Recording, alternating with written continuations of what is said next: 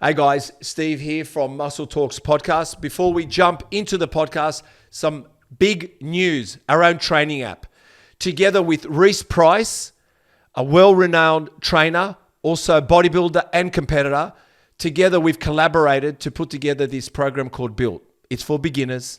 It's for those that are starting out, who haven't been around for a while, who want to re-engage but don't know where it all started and how it begins. Very simple programs, home, office, outdoors, even the gym.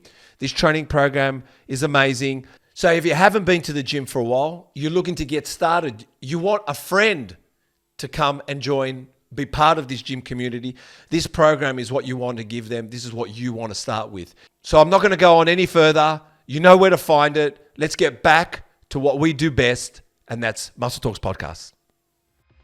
You fix that philosophy to training, you can set up a routine, which effectively is a bodybuilding routine, because you're natural and you're not like fucking eating chicken and rice or whatever. You're eating good food and you're going to the gym to build muscle, to work on your physique like a project that's just ongoing. And if you can get into that headspace and that lifestyle, which I put myself in, and I've put over 1,000 people in, they are in that lifestyle permanently. So I think, but I fought it, and I think there's probably going to be a lot of people, well, I'd have a hazard a guess, there's going to be a few people watching this, they're probably at a similar point and they're fighting it as well. And I fought it myself because to me it was like, fuck that, I'm not going to submit to somebody like that, somebody's opinion, right? Especially when I have no control over that opinion like that, and I know it's unbiased, so I might not like what I hear, right? But I got on the stage still, and I looked half decent, got some photos afterwards that are half decent, and it's kind of a credit to him, really. I mean, I was not going to not get on that stage, but lucky, kind of aligned with that. That person at the moment represents the only fucking shot that we've got. He believes people obsessed with celebrities are dumb as fuck. Oh, I mean, that's what he read in an article, not him saying it himself. His diplomatic immunity. I needed to get that out. He's traveled the world. He's strapped up to fight in it. He's even studied in it to try fly around it. He's old school, but he's not that old. He's possibly sacked them on calories in, calories out. I wonder also what he thinks about hip thrust. You can't pay him to scrum with the Wallabies. Let me guess why. His aim is to guide younger men, him and Trump. Please help me welcome once more diplomatic immunity, Warren Leppan, Mr. Leppan Physiques.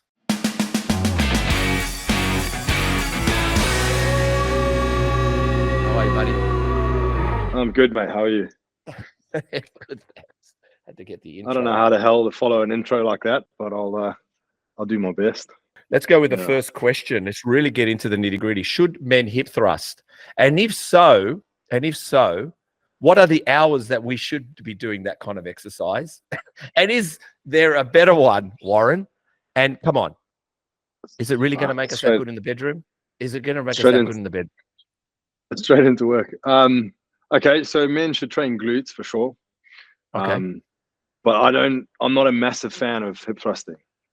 It's a bit controversial, but I think there's one, and I mean, we're going to get into a few instances probably on this podcast, and we'll have the same answer each time. I don't want to name names, but I can probably give it away and without being too specific. But there's like hip thrusting is sort of advocated by certain people in the industry. One person in particular, I don't know how much I'm convinced that it works that well. But before I bore your audience to death on the answer, I'll say men should definitely train glutes. It will improve your lifts in everything else.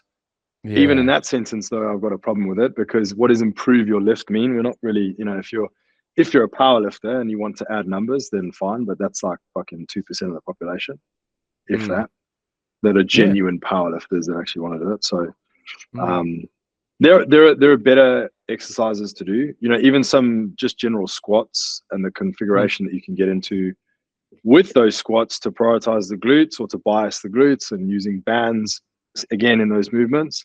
Like a hack squat or a leg press with a band is better than a hip thrust. The hip thrust range of movement is very small. And if you and I activate, just, if you're activating your hammies in that, you're not really hitting the glutes. oh fuck, I mean, that's another Or thing. I mean, you it's can so, activate you can activate your quads in that as well if you want. You can of activate course so you much. can. I mean, you can use your forearm muscles in fucking hip thrusting. Every time I go walk Oh, around the floor and there's true. girls trying to do over 100 kilos and they're 50 kilos or whatever because they've seen some dipshit do it online. Yeah. They're using their whole body strength to get that bar up, and that's completely different. That is a different philosophy to training to bodybuilding and hypertrophy training, which is what 90% of people in most gyms, that's their goals, right? Hypertrophy, change your physique, look better, grow muscle size, body shape. That's their goals for most people. Sometimes they don't admit it readily, but generally that's the image they have in their head when they walk through the gym. When they walk through the door, they have an image. They've seen a picture somewhere, or they've envisioned themselves, maybe if they're a bit more advanced, as to what they can create. They're not really there to set numbers. They think that numbers are going to get them to where they want to be. So when I say it's going to improve your overall lifts and stuff, like, yeah, even that's a bit of a wanky statement, to be honest. Like, it just, well, I'd rather drop the weight. Yeah. I'll just bang on all day on this. So you can. No, you could. Yeah. No. We could do a whole podcast on this, and I think we get better ratings than anything. No. We look. It's blown up our socials. Let me tell you. But the funniest thing is, it's not about, because I wanted to make it clear. It's not about hip thrusts not working for what I'm saying. I'm saying when I get down in that position, I don't feel good. I don't like people looking at me in that position. It's a funny thing. I'm just trying to say it's a vulnerable masculine. Position, It's a vulnerable position, man. So when a girl walks in and I've just hack squatted a big weight, she goes, "Hey, Steve." I go, "Hey, babe."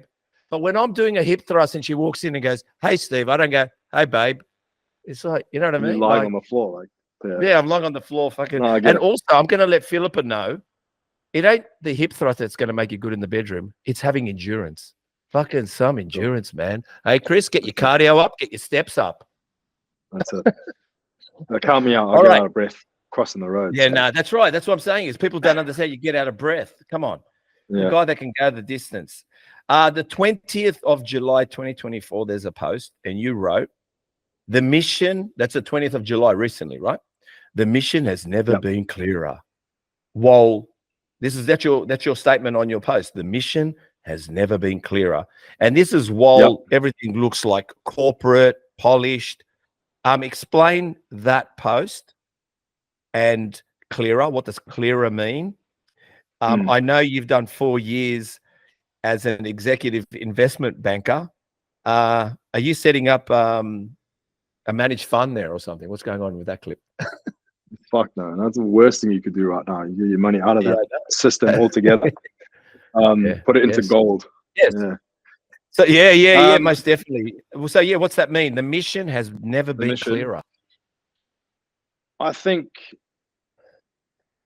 for a long time, right? I've trained for 20 years. I've been working in this industry for about 6 years, since 2018, after I left finance. When I got into this industry, I just did it because I enjoyed it. I'd always, like I said, I'd always trained before. So I thought, hang on, I'm miserable in finance. I hated that. It was a good job on paper, but it was depressing, and the people around me were depressing. Some were good. Some will be listening to this, no doubt, but the whole energy was just like very negative. And so I went into PT at first, just thinking I'll just take it one day at a time. And I enjoy training. I enjoy helping other people use training to benefit their lives outside the gym, blah, blah, blah. But it took me a while to sort of formulate and decide, what am I going to be doing when I'm 50, 55? How is this going to pan out? I can't stay on the gym floor for forever. And when I started this, I was 32 in 2018. So, I could do maybe PT for a good 10 years, but what then? And it's that's sort of, become clearer over the last few years. The last couple of years, specifically when I went back to PT. So just in very short, I went into PT first, then the scamdemic came along. Use that choice of words very. Very good words. And then that kicked me out of my job. I was flying. I was in London. I was doing 50 sessions a week, charging $150 for 45 minutes in the center of the financial district. So that business was killing it, and then I lost everything. The gym just shut, lost all the clients. Went online, did online only for a couple of years. Got banned from Facebook advertising. Still banned from Facebook advertising. And lost 95% of that online business that I built up, which was then, you know, better than the PT. Lost all of that. Then had to go back to the gym floor because I didn't know a route out of it. So in that time, where's this going? What am I trying to do here? And I think that's what's become clearer since I've come back to the gym floor here. I've been in this gym 2 years now, and yeah, it definitely is. In terms of what I want to do, the next steps from here, there's no major surprise there. It's a gym that I want to build, but it's not just a gym; it's an experience, and it's a culture that I'm going to build, and I'm going to attach to this gym, and it's going to be unlike anything that we've seen, that I've seen in Australia yet. I haven't been, you know, to Perth and Melbourne, places like that. They might have something similar, but it'll only be similar. It won't be the same.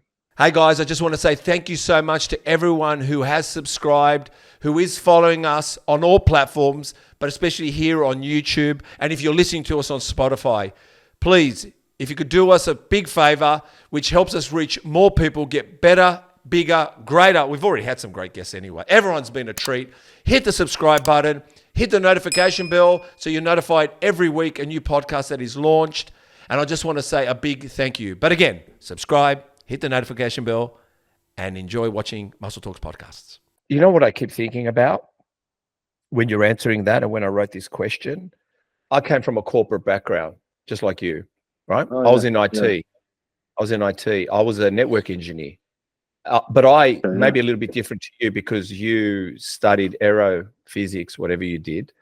I started from the mail room up. So I started fucking nothing. I just started from the mail room with no study, and I became a network engineer for HSBC. So I was flying around Australia. But it's probably similar to this story of this fucking podcast. Who knows? But anyway, start from the mail room up. We start from the mail room and we build from that point on. But that's it. What I'm realizing here is that you I got a feeling you're taking your corporate element, your rules in corporate, the professionalism of corporate, the contingencies in corporate, the ever-evolving, staying in the game, the 10-year plan, the 20-year plan. I got a feeling, you correct me if I'm wrong, but though that kind of knowledge you've got, and your military, that kind of knowledge you've got is going to pay you trumps to be able to build a business that you're saying it can't be just this fucking in and out thing. We've got to have a 10-year plan or a plan going forward that is built on a brand that people are willing to invest in, and it delivers on its ethos, delivers on its.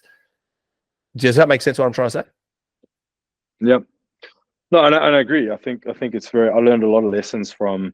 I worked for two big banks, JP Morgan and Macquarie, and they both have very unique cultures in the bank. And that's actually, you know, I didn't really know much about culture when I first got into finance. I was like, the fuck are they talking about? They speak another language or whatever. But then you get into it and you get into the system and you realize that there's a big culture in it.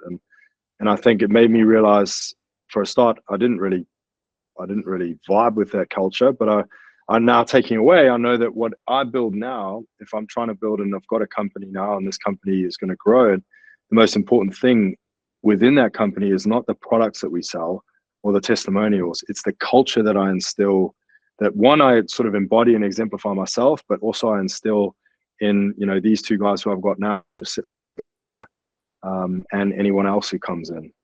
And the most important thing is that the culture of that company, because that's really the story that you're selling to your clients, rather than, you know, I sell the best meal plans, I sell the best training programs, no one gives a fuck. It's how you know that. So yeah, I agree that the culture from that. But I think one thing, the biggest influence in this whole thing that what am I saying? The company now and the way I'm doing things, the lesson I've learned has come from the military. That's why I found this after finance. Finance for me was like a bit of a, just sort of a, you know, plug the gap type period, where it sounded good. Everybody's like, oh, okay, you know, he sorted his life out, left the military, but it's not that bad. and I knew, well, I wasn't happy in it. So now I found things in this that sort of give me what I missed from the military: the leadership aspect, being an officer, having to set the example, you know, all the other things from that. The fitness side of things, people will assume, oh yeah, you did a load of push-ups in the military, right? I mean, you're doing basic training, but that's not what it's about. It's not like the movies.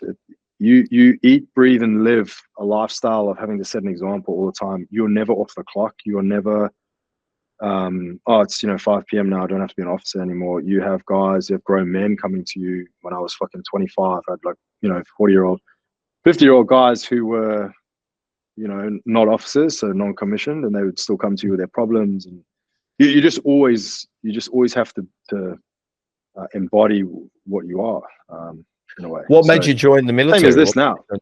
What made you join the military? Tell us about that. Can you just give us a little bit of an insight? Yeah, I'll get my box of tissues out because this is a I've got some. No, look, it's you'll tell you'll be able to tell my voice. Like, it's something which I still, I would still be there if certain things hadn't happened in life.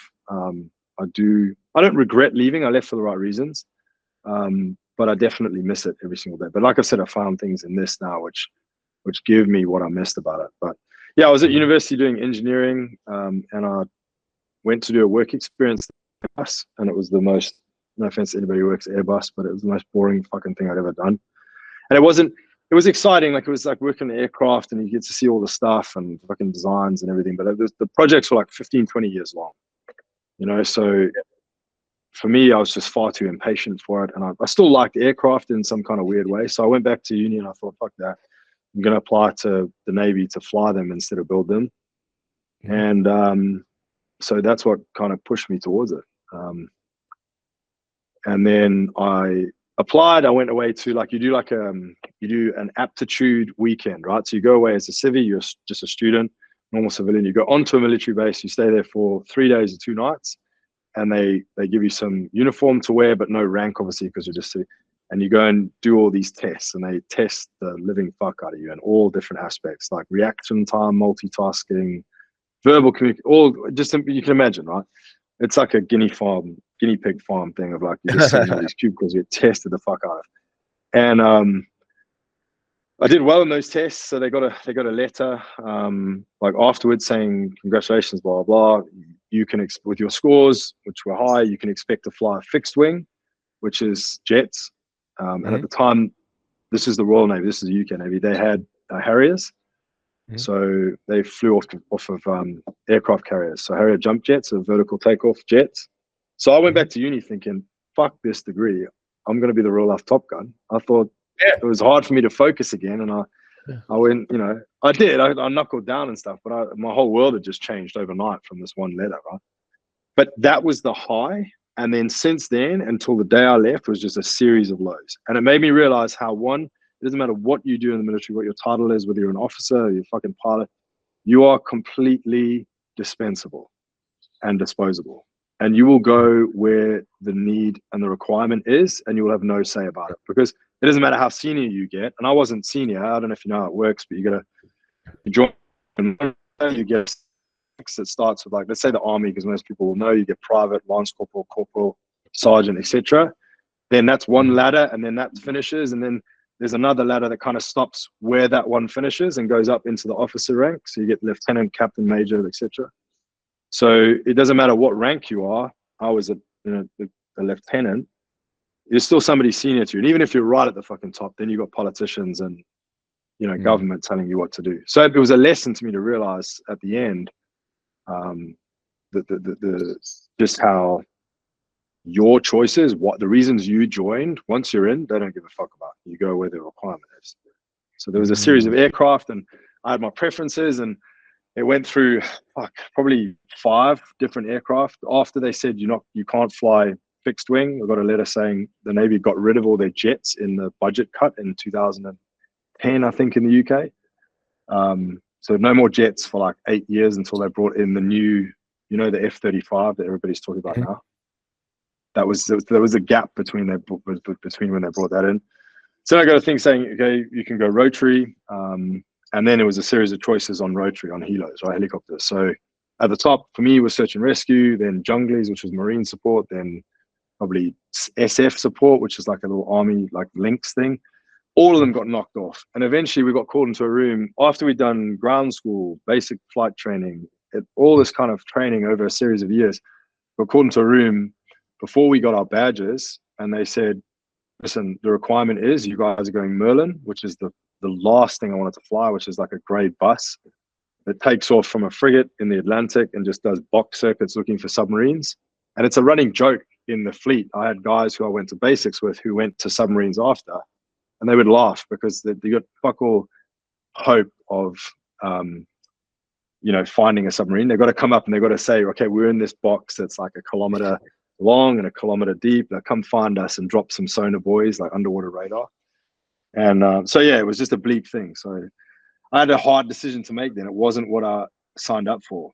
And there was serious, there was like a B, C, D, E, F plan, and it was G that I walked away. But I loved it. You know? Is that your I'm gonna two questions with that. The first one is isn't life just like that? Yeah. Not just the fucking military, the corporate world, the whole fucking system. Whatever you want to do, Be the best. You can go to university and study to be something, and then you walk out and you're at IGA at checkout. You're working the checkouts at IGA. Like, how fucked are they? Like, all these promises they make you go for, strive for, which is sad because it's like the mob. It brings you back in because you think you need it. Because when you're out there alone, you're alone. And when you're out there alone, it feels alone. You know what I mean? And when the guy next to you, is earning a fucking superannuation fund and he's making you think you're going to need it at fucking 75, and you go, really? I need that superannuation fund at 75? And he goes, yeah. And I go, what am I going to do with the next fucking 2 decades? He goes, yeah, but you don't have to worry about that. But at 75, when you can't get out of a Merc, you can buy a Merc. And I went, yeah, I don't know about that. I don't know if it's a good deal. Yeah. But fuck that. And second thing is it you that I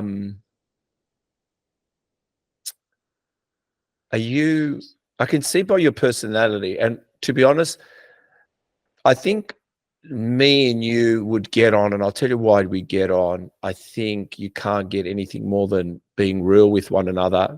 But do you feel like you're alone? Do you feel like you're alone? Do you feel like because of your way of thinking, it's a very difficult task to bring people along? Because when you bring them along, there's 2 things that happen. They either fold away crying, or they think you're a fucking prick, and then they walk away. Like, does that make sense what I'm trying to say? Because for me, like, Chris is probably the rarest business partner I've ever had. He's only 24, but fuck me, he's in the mud and he's not in the mud. Actually, I think he's stealth. I don't even know when he's upset with me, but he turns up. And I think this is what I've realized. We all have inner emotions, but externally we've got to get the job done. Is that you? You've got inner emotions, but your externals is I've got to get the job done. Is that true? Yeah, I think it was, and it was a long time before I even joined the military. I think. Yeah. Growing up with you, man. It comes from your upbringing and your parenting, and but only at this stage in life now, and I'm 38 now, I'm only finally. Well, I'm not ashamed to admit this. I'm only finally now getting some kind of help to, you know, at least have another perspective on the way I've thought of life the whole way. Because Can I ask you what day one? Can I ask you what that help is? Come on, we'll share helps.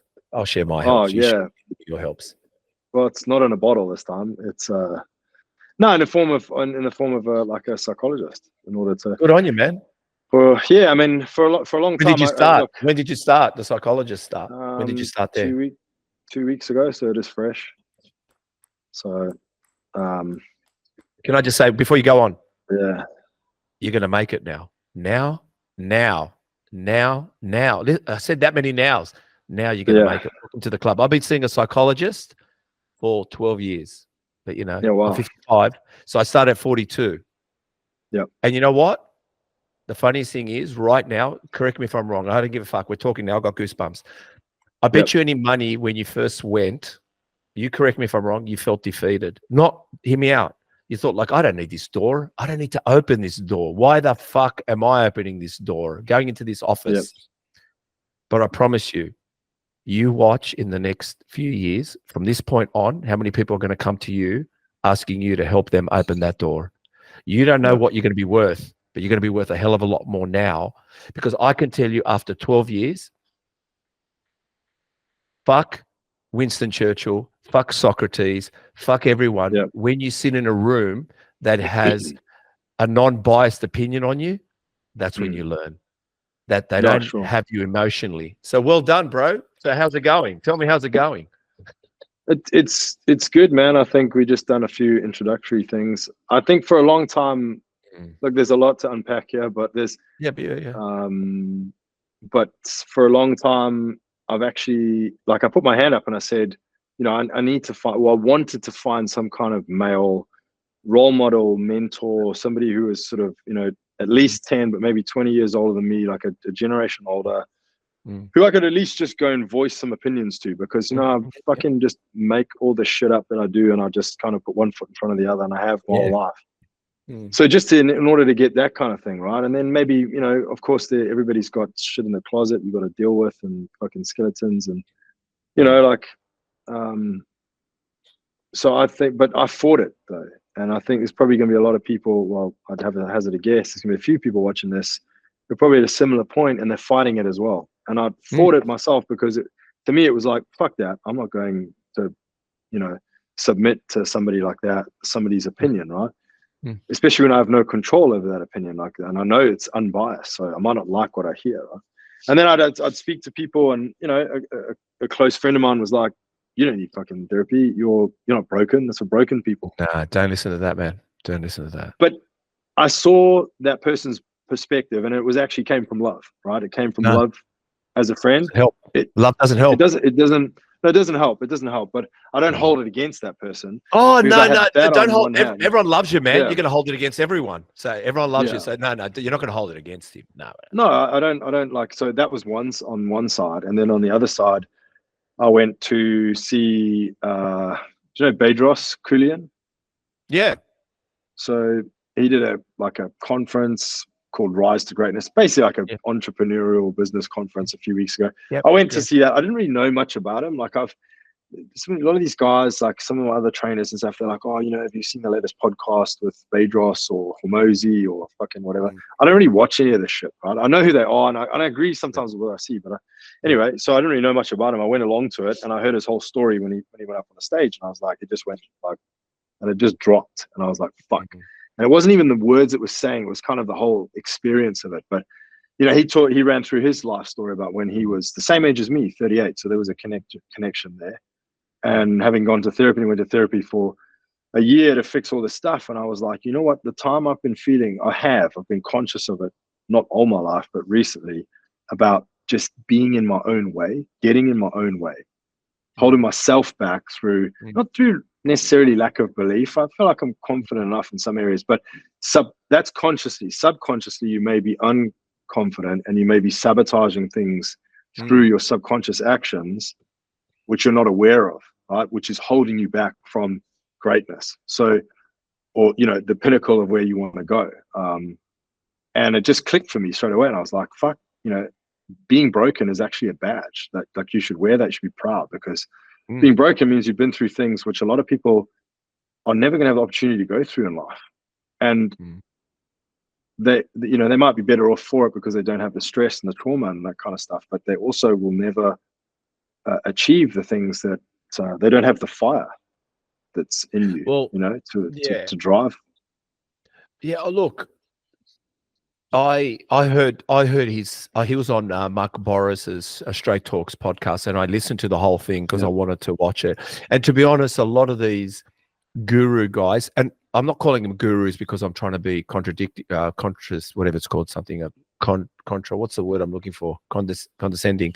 But what I'm trying to say to you is, they've all got their stories and they want to get on stage. I'll tell you something. I have a goal in life. I have a massive goal, and I won't share it because I like to keep things under the radar. I like to play CIA. But my goal is something very similar but different. But I'll say something to you about mentors. I'm 55, man. I know where you're at 38. And 55, I've got a little bit more something a little bit more than you have right now. And the only thing I have is it was given to me naturally is right now at 55, I have wisdom. That's all I have. But the thing is, I've hopped in rooms. And the reason I'm saying good on you for seeing a psychologist, and I'll tell you why, and I'll just brief it quickly and then we'll move on from this point. But what I want to say is I too have looked for a mentor, and I've realized, and I heard it from somebody, when you can't find one, that means you're the mentor. You are the mentor. No, become it. That's it. That's it. Fuck everyone. I can't find a mentor, man. And every mentor I thought I found, to be honest, the one thing that gets me every time is when you go out against your word. When you tell me you'll turn up and you don't turn up. But wait a minute. I don't give a fuck if you turn up or not. What I care about is you need to tell me now you're not turning up. You told me you're turning up. Oh my God, you are like, oh, you're amazing, man. But you not turning up will fuck me over, and I'm going to fuck you over in my head. Second thing, if you tell me you're not turning up, I love you even more because your communication levels are clear. You're always going to be clear with me. So what I'm saying, a good mentor, you might not find it. I don't know if you'll find it, Warren, but what I will say is you become the mentor for you. Hence, seeing a psychologist, and I'll finish with this. When I used to see my psychologist, I used to say things to, it was a her. I used to say things to her thinking she's going to flinch. And every time she didn't flinch, I went, how come you haven't flinched? And there was sometimes I challenged her, but this is what I learned.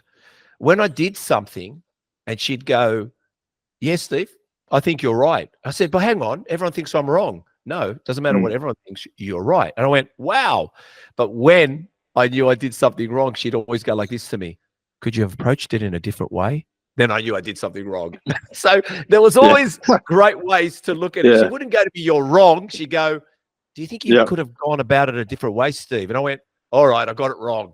And I loved it. I loved it because this is the thing about love. I'm going to tell you something about love. When you walk in a room and you said to your dad or mum, I'm going to go and become a professional tennis player. And hear me out, you're 26, 28. This is what your mum's going to say. Oh, Warren, go and do whatever you want, love. I think you'll be a great tennis player at 28. Yeah. Now, when you go to a psychologist and go, I want to be a great tennis player at 28, she's going to say, I think you missed your mark, Warren. I think you should have started playing tennis. But your mum loves you. And wants you to, but your mum loves you and is going to send you into the walls, get attacked, because your mum doesn't want to tell you, don't do it, Warren. So that's what I'm saying is be careful with love, because love isn't necessarily right when they're giving you advice, because they're giving you biased advice. So just remember that. So, wow, that was a good conversation, 100%. Wasn't it, Chris? Was that a great conversation, Chris? That was a great conversation. You know what? I'm going to go into a little philosophical question because I like to break this up, even though we've broken it up a bit. So tell me what you think of this. Oh, actually, no, I lie. I'm going to, yes, I am going philosophical. Then I'm going into viewer questions. Philosophical question. All right, here we go. Do you know that there's three names in the world that are the most popular names in the world? In the world, 3 names. Not names like naming children, 3 people, 3 stuff. And that is Muhammad, Isaac Newton, and Jesus. Hear me out, right? However, I know. Tell me about it. Well, I Googled it. Google is a bit woke, so we don't know that. So having said that, did you know that in every Christian and Islamic book, Catholic, Orthodox, except for Buddhist, Jesus is the only one mentioned in all of them. In all of those books, no matter what religion, Islamic, Muslim, whatever, Jesus is mentioned, where in Christian books, Muhammad's not really mentioned. What I'm saying to you, this word Jesus is quite apparent. So my question is, and I want us to null over it, his famous quote is, love your neighbor as yourself. What does that mean to you? What does that mean to you, Warren? Fuck. Love your neighbor as yourself. I mean, without I'm going, not I asking mean, you to go obviously we religious can on me. I'm analyze it a not bit asking you to go deeper, but religious. Yeah, I'm not asking you to No, go I mean, religious. at first, just sort of off the surface, obviously, just I guess it's mutual respect. It's you know, respecting yourself as you would respect somebody else. But I mean, you could sub in a lot of words for love, put other adjectives in there for yourself as for somebody else. Yeah, I think it's about potentially going a bit deeper. It could be about sort of humanity, what it means to be human. I think we should probably, you know, have this printed up somewhere and make people read it a lot more these days, to be honest. We've lost a lot of understanding of what that means. Yeah, because that is the most famous quote when it comes to Jesus. He's because I typed in because he's top 3, I guess, and he's in every book. I mean, he's in every book, and I found that very strange. He's in the Orthodox book, he's in the Catholic book, he's in the Christian book, and he's in the Quran, which is weird. Jesus, I mean, not Isaac Newton, not Muhammad, not Winston Churchill, but this one name. So when he says love your neighbor as yourself, Chris, what do you reckon? What do you reckon about that? Do you want me to repeat the question? No. Yeah. I think he's just, staying in unity together. In unity together? Yeah. They just avoid the danger of being divided. Avoid the danger of being divided. Yeah. Okay. Well, I think myself, when I look at love your neighbor as yourself, I don't think you can love your neighbor if you don't love yourself. And I think what it's trying to say is, I think you need to go firstly within yourself to love yourself, when you walk out and look at your neighbor, you see you. You see how you feel about yourself. If you walk out that door with hate, your neighbor can't make you feel like you want to love yourself. I think you got to love yourself first to walk out. So even though the divided world, I think, and there's a saying, and I'll another biblical saying, and then I'll move on. And it happened to me on the weekend, and I'll just quickly break it down. I had to go somewhere on the weekend. Oh no, I wanted to go somewhere on the weekend to help someone or help a group. I wanted to help a group. I helped them the week before, and I wanted to go this weekend to help them, and I couldn't go. There was a reason why I couldn't go. Not personally. Everything went against me, and I got so frustrated. And then I remembered a biblical term, and it says, "Fill your cup, allow that to overflow, and fill others." But what we try to do is fill other people's cup when we got no water. But our cup's empty. So then when I realized I couldn't go help this group, it's because I realized my cup that day, Sunday, was half full. It wasn't overflowing. So even if I went to help them, I was going in, like I had to surrender. I couldn't help, right? So having said that, I think everything stems to us. So I get, like, what I'm saying is, if you want to love your neighbor, you got to love yourself. You want to help others, you got to fill your cup, and then allow it to overflow. So what do you think, boys? Are we on par with that one? Yeah, I agree. I think it's very true. Yeah. Okay, I know. I don't know, because I know, but Google gave it to me. All right, here we go. Questions from your fans and viewers, man. Are you ready? To answer them? God, yeah. I know some. They've been ones. missing. Okay. Oh fuck. Jazz. Just warn me. Jazz.Lesu, or whatever she is or he is, right? How many times a week do you go to Betty's? I'm assuming Betty's Burgers. Yep, it's Betty's Burgers. How many times a week do you go to Betty's Burgers, bro?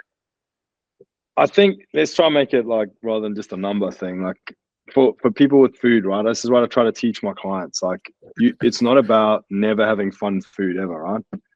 I mean, I will have Betty's probably once a week. All right, stop there. That's all right. I'm going to write this down because I've got to answer their questions, mate. You can go on. Get through quick. All right, one. Yeah. I mean, once a week. But that's why I try to teach people to have whatever they like, food. You got to you got to distinguish between food and entertainment, right? No, I Like love it. most of what we eat these days is fucking entertainment. It is not food. It is not real food. It is a profit-making tool that is constructed to appear as food and it's basically poisoning the fucking population, making them fat, sick, dying young, all the rest of it, right? Oh, yeah. And it's all a marketing thing. And so even these dipshit influencers who go around thinking calories and calories, they're fucking reciting the from the playbook of these marketing agencies for like, big, I'm not going to say it unless I get sued, but like big food corporations. They're just rubbing their fat little chubby fingers at the boardroom meetings going, look at these fucking influencers just rabbiting on about calories and calories look out. Look at these bodybuilders. We've sold the bodybuilders on numbers. I know. But hang in there. I've got the calories thing coming up shortly. So let's just answer more questions here. Jazz has another question, man. God, Jazz is really in there. She does. She did warn me. What's your go-to Betty's meal? Go-to at Betty's? Yeah, what's the one, man? Come on, we're writing this down. We're all going to go for it. So what's go-to double? Betty's meal? Double? Betty's double. Yeah. Betty's double. Yeah, you can't fuck around with all that salad, and that's just a complete waste of time. Does Betty's double come with chips? I mean, if you wanted to, yeah. All right, so just Betty's double. Let's just go that. Betty's double. Okay. Pretty much, yeah. Get two of them. Kyle, 2 times 2. I'm writing that down, times 2. Kyle dot bloody whatever that is. He said tips to get started in bodybuilding. That's a serious question. Tips to get started in bodybuilding. Yeah, don't. As in competing industry? Yeah. Well, I'm assuming like competing. No. It's a very general question, but I think it's okay. Let's go. Tips to get started in bodybuilding. If he's talking about competing, don't. It's not worth it. Honest to God, there's so many people who slave their life away trying to get a fucking plastic trophy. You don't earn money to get a pro card. No one gives a shit. If you're trying to be a coach and you want to, help people, they don't give a fuck about a pro card. Like maybe a few might care, but if you want to get into bodybuilding, can I put down as well? Don't be a posing coach as well. Oh. I don't offend every posing coach I know now. All right, let's start with compete. Let's go start. Yeah. Next. Look, if you love it, then do it. But don't do it don't think that your pro card is going to make you earn more money or it's going to make you a better coach, because it doesn't, right? Some of the best coaches in the world, some of the most successful online coaches, the wealthiest guys, they've never fucking set foot on a stage. So just bear that in mind, right? But I'm assuming this guy potentially is talking more about how do I switch my training up to go to like bodybuilding training to get better, right? Yeah. 2 things. Understand that basically the core pillars of what we teach here. Food and training, right? 1, with the food, eat real food. You're not in the gym to burn calories or burn fat. If you are stuck on that mindset, you're going to be a hamster on a fucking wheel for the rest of your life. And I watch people in gyms my whole life get fatter doing cardio every day. Because their relationship is with the cardio, fat burning, rather than fix my food and stop storing the fat in the first place. Right? That's the food side of things. That's non-negotiable. You have to establish that. Otherwise, you're always going to be on some 12-week bullshit challenge. The training side of things to get into bodybuilding, understand that weight and PBs and PRs and that kind of stuff does not determine the size of the muscle.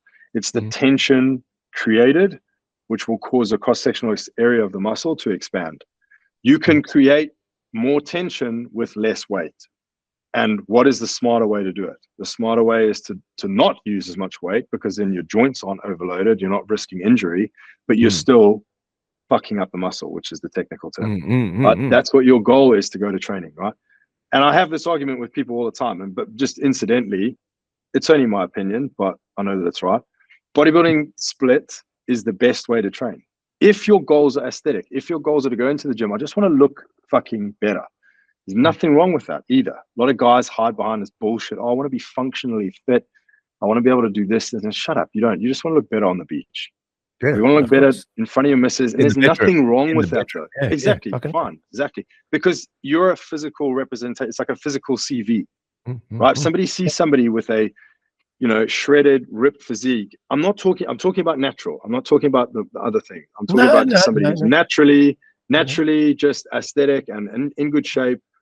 You know, that is the best CV you're ever going to have. You walk into a room, people are going to shut up and they're going to listen to what you say. You walk in as a fat slob, they get, you know, maybe you might have a personality, whatever, but you're on the back foot already because they know whatever comes out of this guy's mouth, it's, you know what I mean? It's that you put yourself on the back foot, right? So for me, like I know people have specific types of training. They like to do a bit of hybrid training now. That's on trend. They go and do fucking run club or some shit.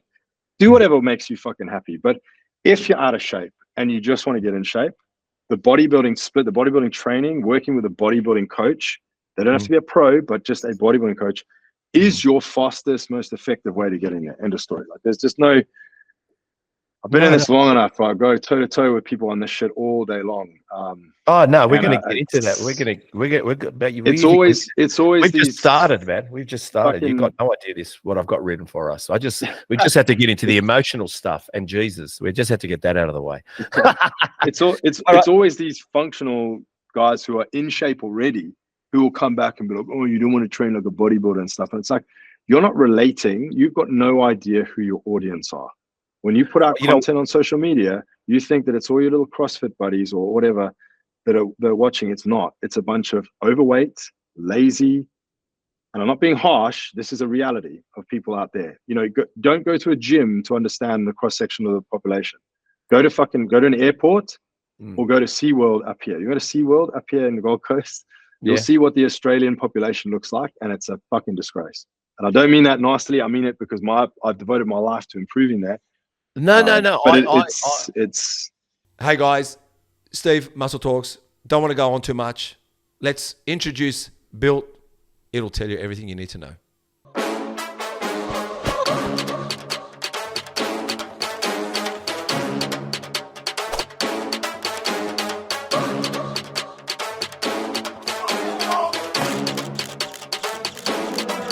Never forgive, never forget. Twisted thoughts run through my head. They used to diss, now show respect. Still show them disrespect. Not that type to pout and pose. But when I pose a threat. Say how it is, my mouth has no filter. Still yelling no offense. Look, I'm going to come into this debate. I'll tell you why. Then we'll get to the last two questions just quickly. When I turned 40, I was in my 40s. I was prescribed a kind. This is the biggest mistake I made. I'm just going to let you know. Do not let them give you any pills. Just don't take any pills. I promise you. I'll tell you why. Because you're allowed to be sad. This is what I learned in my psychological journey. In my psychological journey, this is what you're going to learn. You're going to learn that everything has a place. Angry has a place. Sad has a place. Happy has a place. Ecstatic has a place. It all has a place. Right? Anxious. Anxious, everything has a place. Everything has a place. Yeah. It's just we put it in the wrong place. But let me just say this. Yeah. To me, today, bodybuilding is one of the most negative environments I've ever fucking seen ever in my life. It is wait a minute, let me just finish. I'll tell you why. Because I'm sorry to say this. I don't want to even mention the gender. But all I know is when I trained back in the days when it wasn't air conditioning, when it was in garages, when it was shit places, and it was places that gave you calluses and you could have cut yourself on the cable machine. But hear me out. We just wanted to be massive. We just wanted to be massive and talk with bros. And we were happy that the gym gave us happiness. Now, you go to the gym, you're sad because you haven't eaten enough. You're sad because you haven't slept enough. You're sad.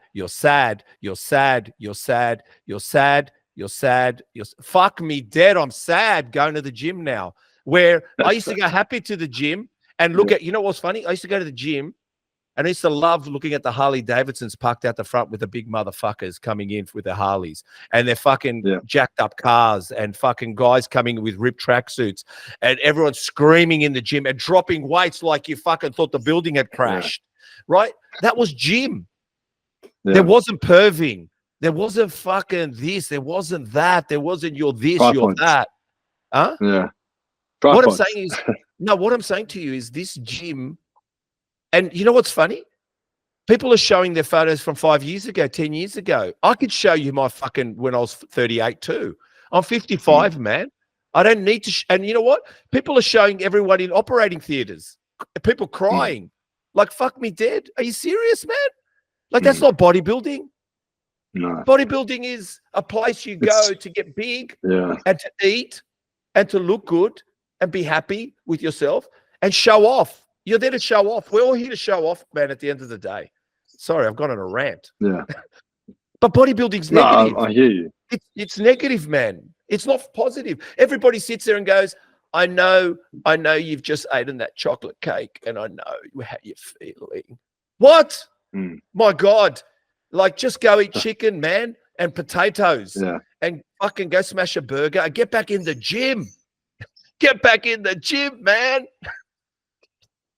It's social media, man. That's social media. Just but don't you think so, Warren, Chris? Don't you think that it's... Don't you think it's... But this is what I'm trying to change. This is what I'm trying to change. When I say I'm going to build a gym and everybody goes, oh, well, mate, that's an original idea. Yeah. You know, I haven't got into that, but the concept that I have for this gym is different and it will change everything. And it goes down to the branding of my company and how we teach people and how we break them free. The overall goal is to break them free of the fucking trap that they put themselves in by obsessing over calories and obsessing over burning calories and, you know, doing all sorts of bullshit with the wrong mindset. If you fix that philosophy to training, you can set up a routine, which effectively is a bodybuilding routine because you're natural and you're not like fucking eating chicken and rice or whatever. You're eating good food and you're going to the gym to build muscle, to work on your physique like a project that's just ongoing. And if you can get into that headspace and that lifestyle, which I've put myself in, and I've put over 1,000 people in, right? Either online or you know, online is obviously the majority, but like at least 250, 300 of those people were in the gym over the years. They are in that lifestyle permanently. Okay, I get people messaging me years down the track, and they're like still shredded. They're not fucking comp shredded, but they're 10, 12% as guys. They're shredded with the point they go on holiday, feel fucking great. They can take the shirt off at the beach, they feel good. They don't feel fucking shit, and they're surrounded with all their mates that feel shit. So look, I get it. Like, bodybuilding has got a negative stigma and stuff. That's what I want to change. Well, I want to create a whole new subculture. No, I hear you, man. I don't want to cut you off because I know where you're going with this, and that's great. What I'm saying to you is, when I turned to some of the guys back in the day, in the 90s, Terry Mitsos, even like these guys were big bodybuilders in Australia. Like, they never reached the pinnacle of Lee Priest and probably John Torelli, but they did compete against Roddy Coleman's. Like, and I'd go to Terry, hey Terry, I want to put on size. You know, he never said to me about steroids. This is the thing. They didn't talk steroids, mate. They were very hush. They took them, but that's the last thing they said to you. You know what they said to me, a natural bloke like me? He'd go to me, eat chicken, eat more, eat rice. He never said to me this. You know what? He never said this to me. He goes, it doesn't matter what you eat, bro. You can have chocolate cake as long as you're doing 2,000 calories. Fuck off.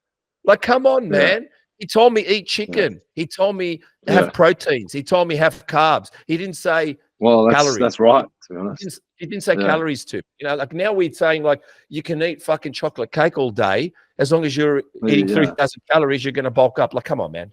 But anyway, Chris is going to cut this up, and I think we should be able to score some big ratings. But another question quickly. Let's get back into the questions. What's your recommendation for protein intake for your natural athletes? This is from Carmen_Tatemi. He said, is it 2.5? Is it 2.5 per kilo? She's gone, or he's gone. I don't know. What's your recommendation for protein intake for your natural athletes? Is it 2.5 per kilogram? What's yours? I don't know that it would differ substantially between natural and unnatural. I'll explain why. It's all based on lean mass. You're right. You're right. No difference. No difference. And it doesn't. Incidentally, it shouldn't differ between shredding and bulking either. I think, you know, potentially maybe slightly more in bulking, but I'll break down why in a minute. But okay, so like in terms of like, I'm not somebody who fucking goes, here's med ID and all this shit, because what you need to understand, and I'm going to put this book on here, right? Because if anybody is in a fitness background or a coach, read this book, because it will change your fucking life about bodybuilding. This is basically, this guy is like the godfather of bodybuilding. What's the book called? People listen. The book is called, it's a bit of a misleading title, to be honest. It's called, If You Like Exercise, Chances Are You're Doing It Wrong. I mean, it kind of, it paints a picture of like, basically people not training intensely enough, not training accurately enough. But what this guy does is break down. So this guy, by the way, is the inventor of Nautilus bodybuilding machines, which are the first ever machines that went into a gym. We had machines in hospitals before. So to get people to build their quad muscles back after they had a fucking car accident, whatever the fuck, they had machines in hospitals before they were in gyms. And so if any trainer, if any coach ever tells you, oh, machines are bad, you shouldn't do machines, you should do free weights, so you can tell them to fuck off and ask for your money back, because machines are categorically the best way to build muscle. Why? Because they have them in hospitals for people who have zero quads, right? And it's been medically proven, right, to have it. So I'm not saying other stuff is bad. I'm just saying that, like, there's a big stigma in the industry of people saying, don't use machines, they're boring, you know, swing a kettlebell, and that's fuck all anyway. So, but the point about this is he goes through about the research, right?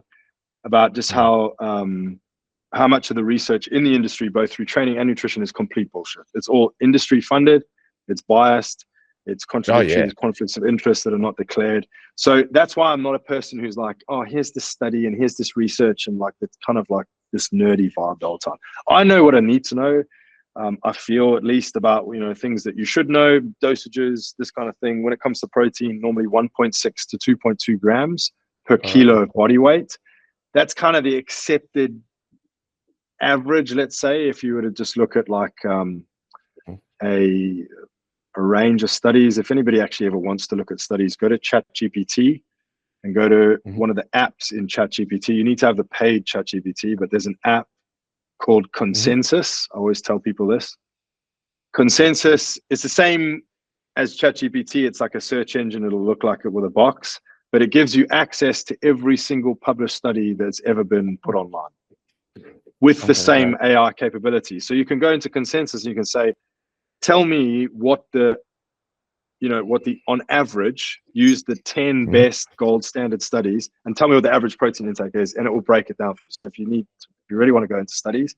But yeah, 1.6 to 2.2, it depends how much body fat you've got, right? If you're high in body fat, probably go closer to 1.6 because you don't have that much muscle, you know, relative to your body weight, your ratios. If you're leaner, go to 2.2, but there's nothing, but 2.2 is like, it's quite low. Most of my clients are on at least 2.2, 2.5, right?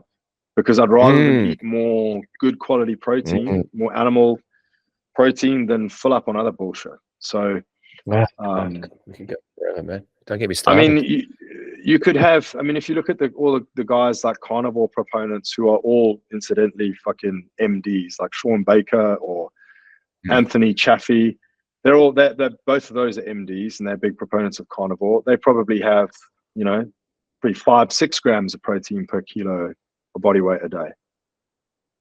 Well, so Milos Sanchez, he speaks about bodybuilders, especially at his level. The rule book goes out the window to what grams they need, because he says, you know, it's lean mass, right? The more lean mass you have, the more lean mass you're regenerating every day, because muscle cells are a living thing. They need to be regenerated whether you're training or not. So there's that factor in as well. And then it comes down to good coaching ultimately. Like, coaching is not having a formula that is the magic formula, like a number. I can't just give you a number, right? That's not coaching. Like, coaching is going, okay, let's see where your metabolism's at. What the fuck's your metabolism doing right now? Is it running slow, running high? What protein, you know, are you currently eating? Are you recovering? Are you growing? If not, you're going to tweak all this stuff up.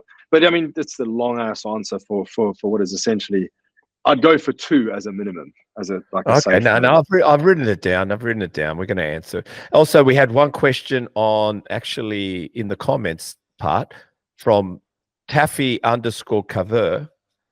Other than me, who is your role model? That fucking little cunt. So I went to university with his name's Andrew. Carver was what we used to call him. He's a very interesting Welshman. I went to uni in the okay. UK. So who's your role model? Who's your role model? Yeah, it's an interesting one. I think I'm only I've had different role models in life through my life. Obviously, my father being the first one. I've had other people, family members in the military. I met people that were very influential. Now it's like you get to the point now where you almost become. That's what I was saying. I was searching for a role model, searching for a mentor. I would say currently Bedros, because his story is very similar to mine. Bedros, yeah.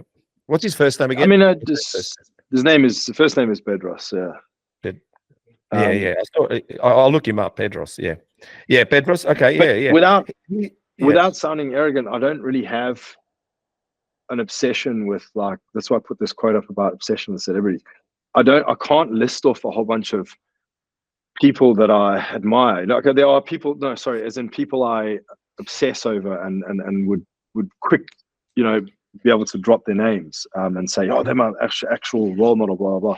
I admire a lot of people. I admire who are different, not in fitness, like Tucker Carlson, like Trump, like, I forget her name now, Melissa McCann, the doctor, who is basically leading the biggest class action in Australia's medical history right now with the vaccine injuries. It's another basket. I hope so. I hope so. Worms. Oh, look, but they've got that counted anyway. Their counteracts that war room above us all that we don't get into. That is an amazing war. I'd love to sit in that room one day with them. I just want to see how they just know everything. Where they're going. What's going to be the counter move. What's going to be against them, and the curveballs. I mean, these guys. That war room in this world is incredible. War room, man. Wow. Yeah. Oh no, for sure. So okay, now we're off those questions. Let's go back to some bodybuilding quickly. 2019 IFBB Amateur Olympia. God, you look different without a beard, bro. God, you look so innocent. Oh, and you look friendly. Never shaving myself ever. I know, because you look friendly actually without the beard. You look very friendly. Without the beard, it took me like fucking 6 years years to grow this shit beard, so I never shaved it off. Explain to us 2019 IFBB Amateur Olympia. Tell us the journey. That sounds a lot more than Yeah, when you were there, and where was it? No, it doesn't matter. It doesn't matter. You can make it sound big or small. Just tell us. Yeah. I'm sure someone's sitting on the edge of their seat wondering. This is the last time I competed. That's all. The journey to that, I was starting a PT business in London, and at the same time I started PT, I started prep as well, and it was actually the best thing that I could have done because there was just no room for slacking off. I was always so busy. I was meal prepping, eating meals, training clients, building a business, training myself, and just fucking eat, sleep, repeat. I would have liked to have done some more after that, but then obviously everything fucked up just a few months later. That was in October 2019, so right before. And yeah, I'll tell you a funny story about it. So I had a coach, and all the way through, I think we started about 18 weeks out, and I used to go around. He had a studio gym. I used to go and train with him, do some posing with him and stuff. He was a very good coach. He had a lot of accolades, placings and whatnot. And he was he might have been maybe 50 or late 40s. Been around a bit. Anyway, he basically cut me from his athletes he was going to put on that stage, because I wasn't responding to the food and stuff as he'd hoped, I guess. And so I think it was close. It was like inside of 4 weeks that he said to me that, he thought that I should miss this show. I should, not get on stage. And I was like, I've just been through like, God knows what, 12, 14 weeks. All my clients in the gym were like, knew everything about it. So there was fuck all chance that I was not going to get on the stage. I think we were going up there with a broken leg. And I didn't give two shits about his reputation. And at the time I didn't. Now I might look at it as somebody who has athletes who are going on the stage in October. I kind of understand, like, we would also want to say to somebody, look, you're not going to give the best reflection of us. But if they turn around to us and said, fuck you, I'm still going on the stage, I've worked hard, I would still back them. because that's your job as a coach. I think so. They've come to you as an athlete. You are agreed to be their coach. You fucking stay with them till the end of the line. That's something which I just think comes from the military. At the end of the day, it doesn't matter whether they're sick and injured. You get them over the fucking finish line, right? So yeah, so he basically cut me. There was a week of disruption. We were kind of back and forth chat or whatever, and then I ended up about 3 weeks out without a coach. And I was like, fuck, well, you know, I'm a bit behind. I had probably a bit more to lose. And a guy that was another trainer at the gym I worked at in London, this Hungarian guy, fucking absolute legend. I don't know if there's any chance in the world he'll be listening to this one day, but he's gone back to Hungary now. He was 130 kilos, you know, 181 centimeters or whatever. It was an absolute unit. And he just said, don't worry about it. He just had this attitude of like, nothing was a big deal.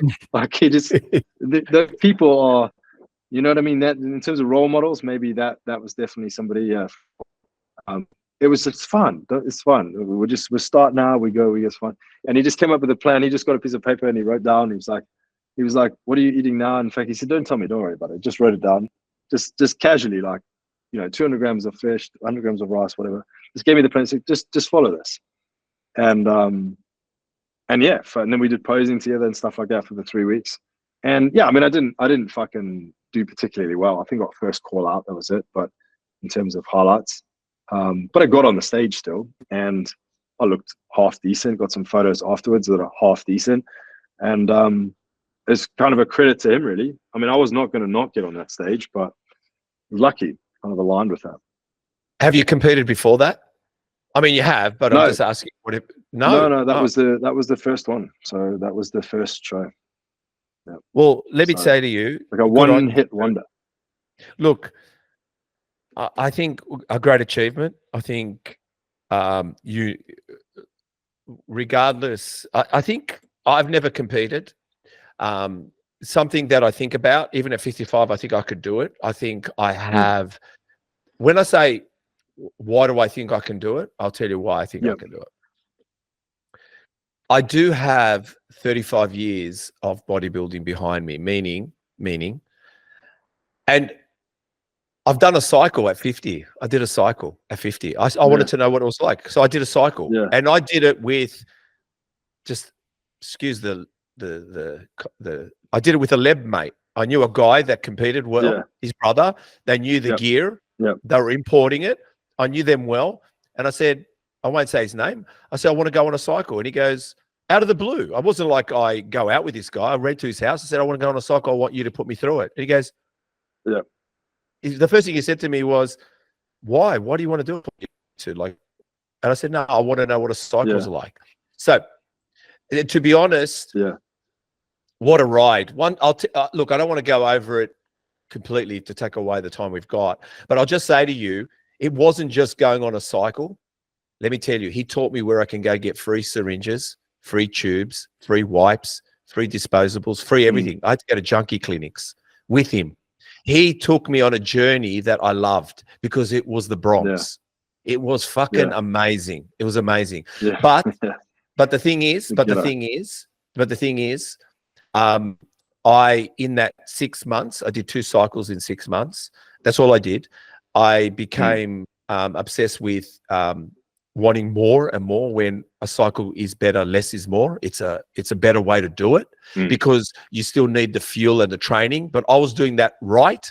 I just thought, if I take a little bit more, a few more meals, a few more this, and what happened is I imploded. I fucking lost my appetite.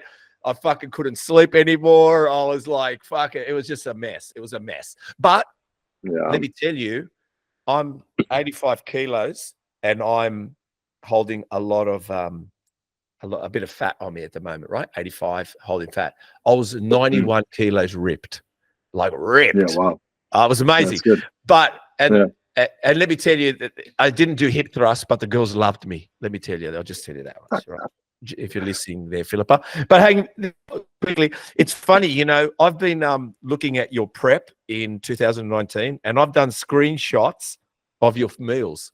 I've got them on my phone because you actually did a really good job at showing what you were eating and what you did. And I loved it. Yeah, so I try to document it. Yeah. No, but I'm just telling you, not many, look, Not, I think if I could give you advice or anyone advice, when you talk about food, like when you talk about meals, get right in there and tell us every fucking weight. Don't worry about calories, because calories we don't know. But if you said to me, this is 200 grams of chicken, oh, great, I need 200 grams. And this is 30 grams of avocado, or this is 100 grams of rice. When you tell us that stuff, oh man, we're ready to go. I think when people talk about calories in that meal, you fucking, I don't know. What are you talking about, man? But if you give me the numbers, I go, oh, yeah, that's what I want. I don't want to know the calories. I just want to know the grams. You can tell me the calories in the end, but if you get in deeper, I think you're going to have a bigger fan base, because we want to know what size is that meat, like the steak you're telling us. What is the rice? Because I've also noticed you've got greens beside it. I want to know, what's the weight of the greens? I don't want people to go, this meal here is 400 calories. Yeah, can you tell me what the breakup? So if you can do that, exactly. I'm telling you, it's going to be different. No, I take that on board. Yeah, because we don't do much food content right now. We only do training. If you go to our page now, all you see is training, but 90% of the work we do with clients is food. So, you know, part of how, when I say about the whole mission clicking, it's part of what, when I went to this conference recently, that was more about seeing, okay, fuck, like you need to, what you do, your clients don't know what you do yet. So they come to your page and they see this fucking bodybuilder dude in some basketball jerseys basically slamming the way every other cunt trains in the gym, which is not the intended way, but that's kind of what they take away from it, right? Oh, look, I saw your page. Don't do this, don't do that. But a lot of what we do is food and food psychology. We sit in this office with people and run through, you know, their barriers and their you know, everything that's sort of mentally blocking them from having a better relationship with food. And that's our challenge for us, is to put content out that speaks to that, you know. Well, I'm telling you, I saw that you explained, because you've got, I scrolled through your page and I couldn't find you leaning on a Lamborghini. I couldn't find you showing off your Rolex watch. Because I don't have one. I don't have either. Yeah. I was just going to say to you, and I didn't see you pull down your tracksuits wearing shitty undies, showing off your quads. No. Like, I don't know what you're doing, Warren, but I think you're got it wrong, buddy. Maybe not. I think you got it right. So, I want to know, is it true that a preacher curl, is it true that a good preacher type curl has to be done free flow, meaning not video? I saw the video and I was watching it, and I agree with you. Lost their shit. Yeah, I'm sure they did. But fucking all this bodybuilder and that fucking influencer, they do preacher curls. Shut the fuck up, man. I think it's challenging. Like, concentration curls. That's what it was. Concentration curls. Curls. Yeah. That's the name, Chris. It's not that a preacher bench is bad. No exercise is bad, but I can go around the gym floor and I'll walk out there when I go out there now, and I'll see. It's not being arrogant. It's not being nice. I'm not trying to put people down, but 90% of what I see out there is complete and utter bullshit, because people don't understand what they're actually in the fucking gym to do. They come here and they think, I lift the most weight, my arms get bigger. And it's not the fucking point. So if you're on a bench, a preacher bench, which is a famous, like, we've had preacher benches for a long, long time. They work, they're effective, they're good. But still, if you are using this preacher bench and leveraging off the bench and pushing through the elbow, right, and even locking the tricep to get more weight that you can't control up, then it is not effective for you. So if you're using a lighter bar on a preacher bench and you're actually fully focusing the biceps and controlling the movement, then go for it. But if you can't do those things, or if your mind muscle connection is bad, which is hard because biceps generally have fucking really good mind muscle connection, but hang the arm down, like this is one that I learned from an old school coach in Dubai, and make sure that elbow doesn't move, right? The challenge then is that you're only fucking moving the bicep. Your elbow could just flick out that way because it's in free space, right? So the muscle's got to work harder, even harder than if I had a pad here locking it. Now I can push against this pad to curl. I'm trying to fucking show this on there, to curl up, right? I can push against this pad. But if I don't have this pad here and I've got to hang this down the way I do it like this, the muscle has to work harder. What's the goal? to make the muscle work as hard as possible, the target muscle, and not bring in other muscles and the rest of it. So, I think, the challenge is for me to make sure this content comes out the right way, and to make sure that people, if people don't understand it, it's on me. There are a lot of stupid people out there, but that's not, it's the feedback for us is like, okay, you got to explain it clearer then. And that's what we regroup after these things, or before we do filming shoots with my videographer, and we're like, okay, let's make sure that this is like, can be crystal clear, and we learn from that, of course. We try to adopt and improve it and stuff. But it really, the content, I will say this though, it's designed to trigger a specific group of people, and it fucking never fails. It always hits that group of people that get triggered. People who are arrogant, who are, the kind of people are, obviously they're not the actual people from the gym, but when I walk around here and I see guys in their 20s, 30s, and sometimes 40s or whatever, who are extremely arrogant, extremely like, I'm beyond coaching, I don't need any fucking help, move out of my way, and training in a way, it's designed really to hit those people, not the people in person from the gym, but in other gyms and that are watching online. So we are not. We're not hammering people who walk into the gym. Like I say to everybody here and my trainers, we do not mock people who are the first day at the gym, or they're old, or they're young, or they just don't know how to train. We don't go up to them on the everybody does a reverse fly wrong. Okay. Fucking everybody, because it's just one of the machines that is just probably the most badly performed machine there, because you get into it and the stock standard movement is going to pull in your traps and lats, right? On the machine is written rear delt. It doesn't say traps or lats. And if you want to do traps or lats, you're better off doing shrugs or rows, because that's the way the muscle contracts. But you can use them to do this movement as well. And most people will, because again, their philosophy, they're in the gym. That's wrong. They think, I've got to be in the gym. I've got to move as much of this stack as possible. So, on that machine, we don't go up to people and tap them on the shoulder and be like, mate, come on, this is a joke. It's just the ones who you can, and you get good at this when you're on the floor a lot. You can tell when people are sort of, they just feel like they're beyond coaching. That's why 2/3 of our clients, PT clients, are female, right? It's a problem that guys have, and it's something they grow out of. Some grow out of. I say I was in that problem. I was a dickhead when I was in my 20s, and I used to actually think like, oh, if the PT wasn't bigger than me, then he can't help me. I mean, that is the fucking dumbest thing ever. But I put my hand up and say that I thought like that because I was just misguided. So this comes from a very, it's true though, man. And I was natural back then, and still thinking, that. And I just look at that now and I go, fuck, look at all the great coaches in the world, like right now, Hani Rambod, Matt Jansen, all these great Olympia coaches. Are they the biggest jack people out there? It's such a dumb mindset to have, honestly. I mean, the problem is that in defense of these people, PTs don't do themselves any favors. All right. Most PTs, they do their fucking 6-week course or whatever that is.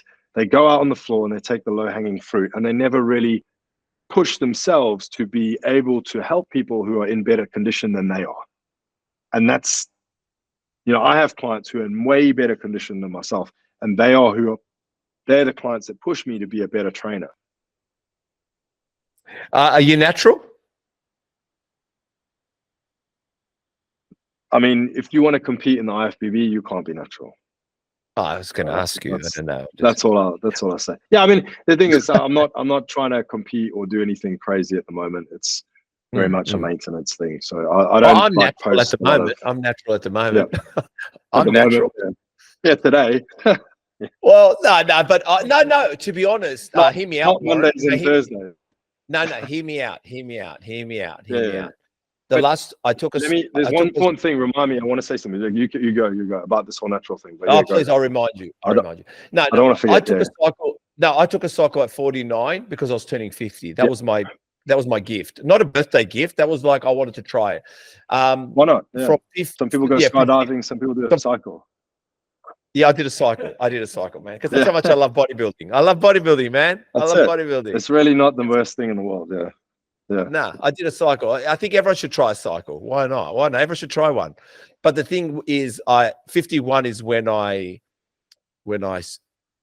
50 is when, so 49 to 50, 50 to 51, I didn't take a cycle. And I've never taken a cycle since. Now, would I take a cycle again? Maybe, when I'm in the right frame of mind and everything's lining up, my attitude, my life, my disciplines, what I want to achieve, the end goal. And what is the end goal? Is it a certain time of, like, is it summertime this year? Not this year, but is it summertime in 2025, 2026? Is it spring? Is it I'm going away? Is it just my birthday? Like, I wouldn't take a cycle just to fucking take a cycle, because what a waste. I want to know I'm rocking up at an event and it's either my birthday, I'm jumping on a plane, I'm getting remarried, I'm fucking I don't know what it is. Yeah, you need a goal, you need a purpose for it. Yeah. So everything should be a purpose. You need a risk. Yeah. Yeah. What I'll say about training, right? This is a big misconception that unfortunately a lot of people fall victim to, is that how you train. Let me try and phrase this properly so you can get a clip out of it, maybe. Not chop it up. But I think the biggest misconception is that whether you are natural or not makes a difference to how you should train. And a lot of people online obsess over whether somebody is natural or unnatural. And if they're unnatural, oh, fuck whatever they do. No, fuck their training. I'm going to follow somebody who's natural, because if they're unnatural and right? How you train makes no fucking difference. And our page is designed for natural clients. The tips that we give are more important for naturals than they are for non-naturals, enhanced. Why? Because when you take a cycle, when you're enhanced, you can train like a fucking dickhead and still get results. If you train the way we teach, and if you follow our page, you will get better results, but you're still going to get something, because that's the way fucking chemistry works. When you're natural, your mind-muscle connection is 50 times more important. You know, being locked on the muscle and training on the muscle, on the target muscle, without using assistant muscles, and all the accuracy stuff that we do on our on our page. Like we say, train like a sniper, not like a fucking machine gunner. It's be accurate with your training so that you can focus on a muscle group, go home, recover, come back and train the next muscle group the next day.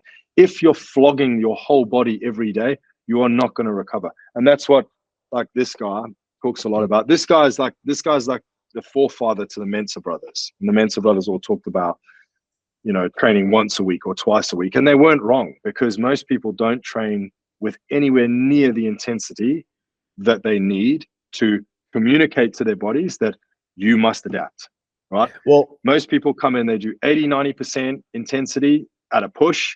The body goes, and I talk about this is because it's not really qualifiable in a way, like if it's a word, because it's people go, oh, where's the study and all sort of shit. There's a level of intelligence in the body that exists, I think, within the nervous system, which governs what happens to your body in terms of evolution. And it overrides your fucking meal plan, and it overrides, your coach's plan. It comes down to, for example, if you're running a lot, your body goes, I need to be agile. I'm not going to store and build excess muscle. Okay. Or, if I'm, your environment is more important to, or has a level of importance to how your physique looks. Well, look, I'll say to you, being, like I said, training, never competed, and training for events up until 50 and taking a cycle. And after it, can I tell you, nothing's changed. I don't long for a cycle. I don't long for it, man. What? Because I'll tell you what happened. I'll tell you, nothing changed. I fucking still trained like a dog. I still turned up. I ate. The only difference, I'm going to tell you what surprised me. This is the only thing that surprised me, and everyone listen. I recovered quicker. The cycle made me recover. I recovered. And listen, and whatever was my final set was my warm-up sets. I became fucking stronger. That was all the difference. The only difference was a shift in the weights and a shift in recovery. Other than that, I still rode my push bike to the gym. I still turned up. I sweated my ass off. I still came home and ate. But the funny thing is, and I think this is the difference between cycle and no cycle. Hear me out. What you're saying, correct me if I'm wrong, people aren't putting muscle memory in. You're not thinking. You're just training without thinking. You're not connecting. But You're when you take a flogging cycle, yourself. yeah. But when you take a cycle, for some reason, you start thinking. Because you're on a cycle, you want to start thinking. How about you think without the cycle, and you'll see what you can get? And I think that's what it's about. Exactly. Yeah. Our goal is to, not on paper, but like let's say what we try to do here is, and what we believe we are doing is delaying, guys going on cycles, because you get these guys who are, 17 these days, 18, 19, talking about going on because they watch these two fuckwits called the Trend Twins or whatever. And it's like Trend is nasty shit. The fact that you just like, you play it down like that, and you've got these two tits now who are sponsored by every clothing brand out there. And now these kids are starting to, 17, they're starting to talk about Trend like it's fucking, like it's just, having a fucking pre-workout. But the thing that we do, it is. And so, but it's becoming, it's a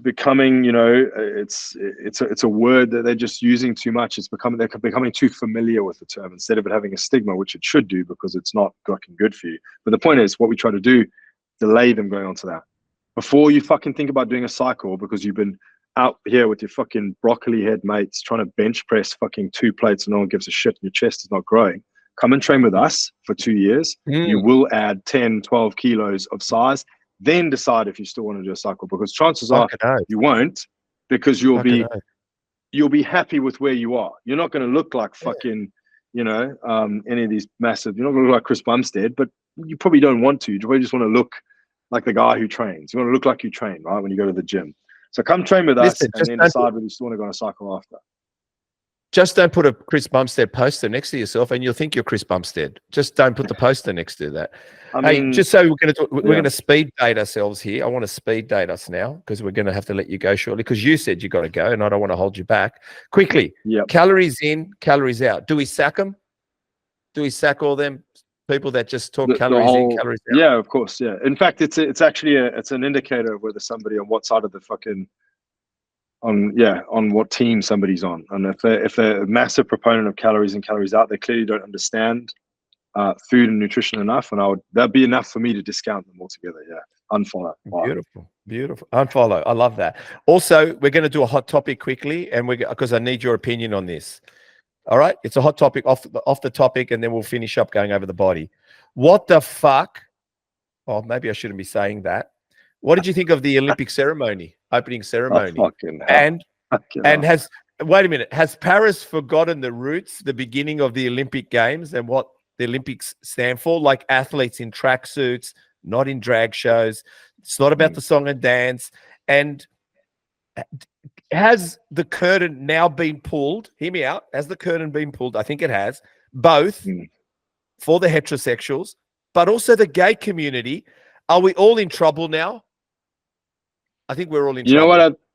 You know what I think is probably the best answer to give that? I want to talk specifically to it's not every person, but specifically to every guy who is, and this is not any anti-fucking homophobic, whatever, but particularly to anyone who is fucking straight, traditional, testosterone, male, testosterone. Fucking, but I mean, they are attacking testosterone. But I want to talk specifically to and actually say directly to these people, right? If you're just like what would basically be classed as a fucking normal guy, okay? I want you to understand, when you watch that kind of ceremony, the fact that you think that that's fucked up, that is normal. And I want you to not forget that. It is normal for you to reject that kind of nonsense. You are not hated by society. You are not being ostracized. You're not on the sidelines because you won't accept this. If somebody makes fun of God like that, whether you're religious or not, it's still disrespectful. If somebody makes fun of like stuff like that and puts on and with children and mixes that all together and it just makes you feel uncomfortable, you are not the problem. You know, the problem is the media wants you to feel like you're on the outside, and that's the way of directly attacking us. Us can be anybody. I'm not just talking about straight people. It could be gay people as well. But if you feel that you're just sort of like a traditional valued man, their objective right now is to attack you and make you feel that you're the problem. You must concede and you must go, oh yeah, let's all clap our hands at this fucking madness we're seeing on Olympic ceremony. That's what they're trying to do. Listen, man. All right, since we're You know where that came from, but no. We're going to stay with. It's important though, because Mm. you know, people aren't paying enough attention to that stuff. Like a lot of people discuss it as if this is the first time they've seen a taste of that. Maybe it is, but a lot of us who've been paying more attention and more aware, this is a long time coming. This shit's been going on for years now. I The said sort to of Chris. queerification of children, the yeah. Well, I said to Chris, I just said to you this: has the curtain been pulled? And what I'm talking about that is, it's always been behind the curtain in a sense. It's welcome. This is a welcoming ceremony to us. It's showing us this is it. They're not coming. It's here. This is here. It's welcome. Here. It's the woke mind virus.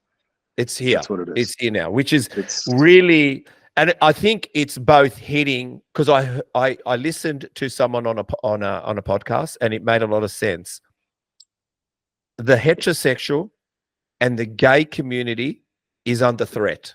I'm telling you. They are. It's not, they've come in and they're infiltrating the LGBTIQ, do you, whatever movement it is. And they're hiding behind, they couldn't hide behind the heterosexual clan, that they're going to hide against the LGBT crew, which I feel for them.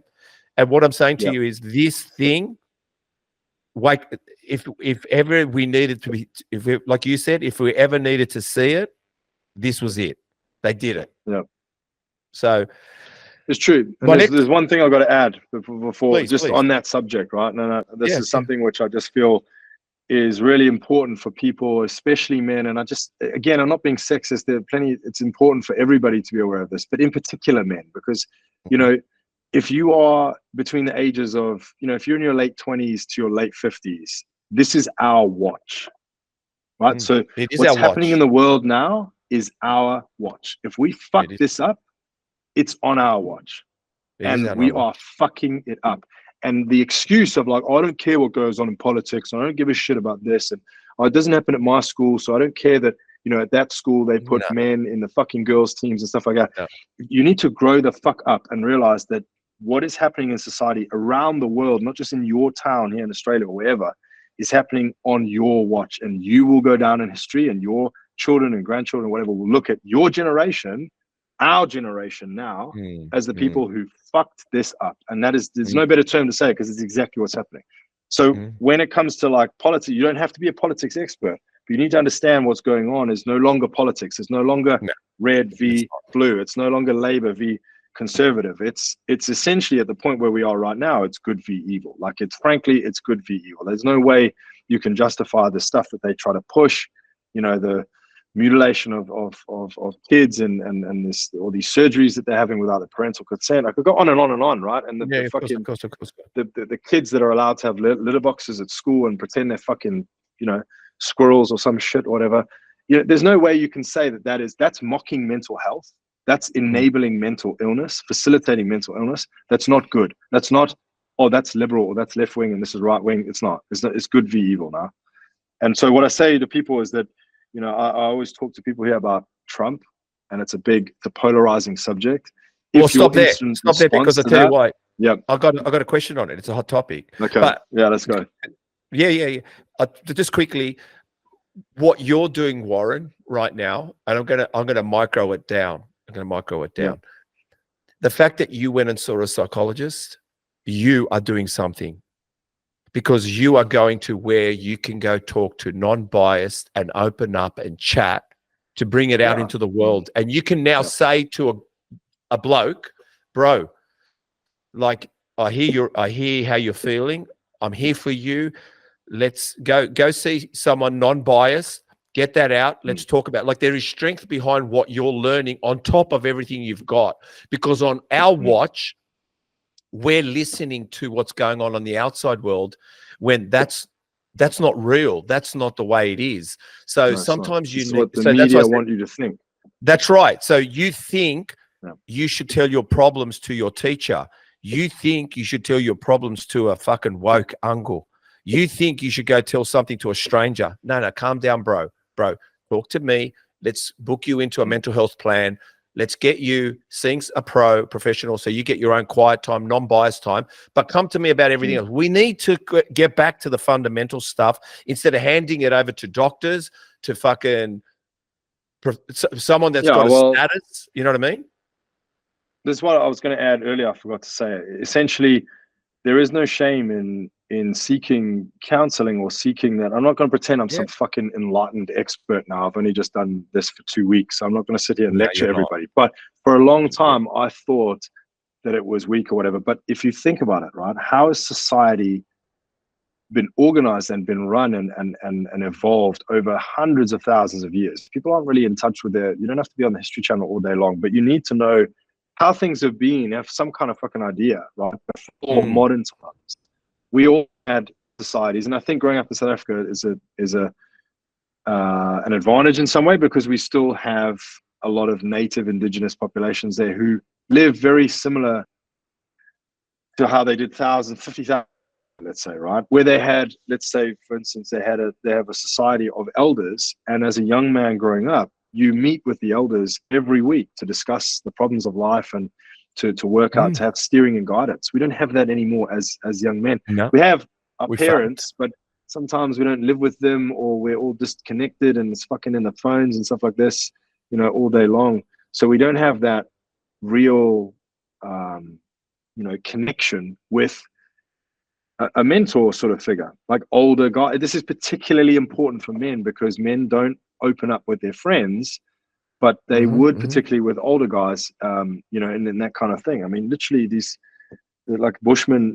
in Africa, they have a hut, they go there, all they communicate, and they do that on a frequent basis, right? That's good for mental health. And I'm not saying we need to, build a hut and do that, but sometimes maybe psychology these days, a psychologist is, an interpretation of that. So, well, I'll just before I go into your aim and steering and the Trump thing, and then we'll wrap up going over the body. We've gone over time, and I thank you for that. I want to say this. I'm going to let you know, and this one you might agree or disagree, but think about it deeply when I say this. Men and women can't communicate. Just hear that out. Firstly, hear it out. I'll tell you why, and I'll tell you why. It's true. No, I'll tell you why. But we want to. No, we want to. Men want to communicate with. We want to. We can't. Different and the only reason is, different frequency. That's why you said when a male talks to a tribal leader, that's communication. When a woman goes and speaks to a tribal lady, that's communication. We've lost all that. We don't even have ways to communicate with each other anymore, and that's what's important today.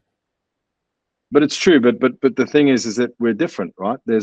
But this is another thing which is under attack these days, is that there are clear and distinct differences between the genders, and it is a media construct for you to believe that one is better than the other. That is marketing. That is media. That is it's marketing. Actually, the evils of the banks that have basically put that into your head, that one is better than the other.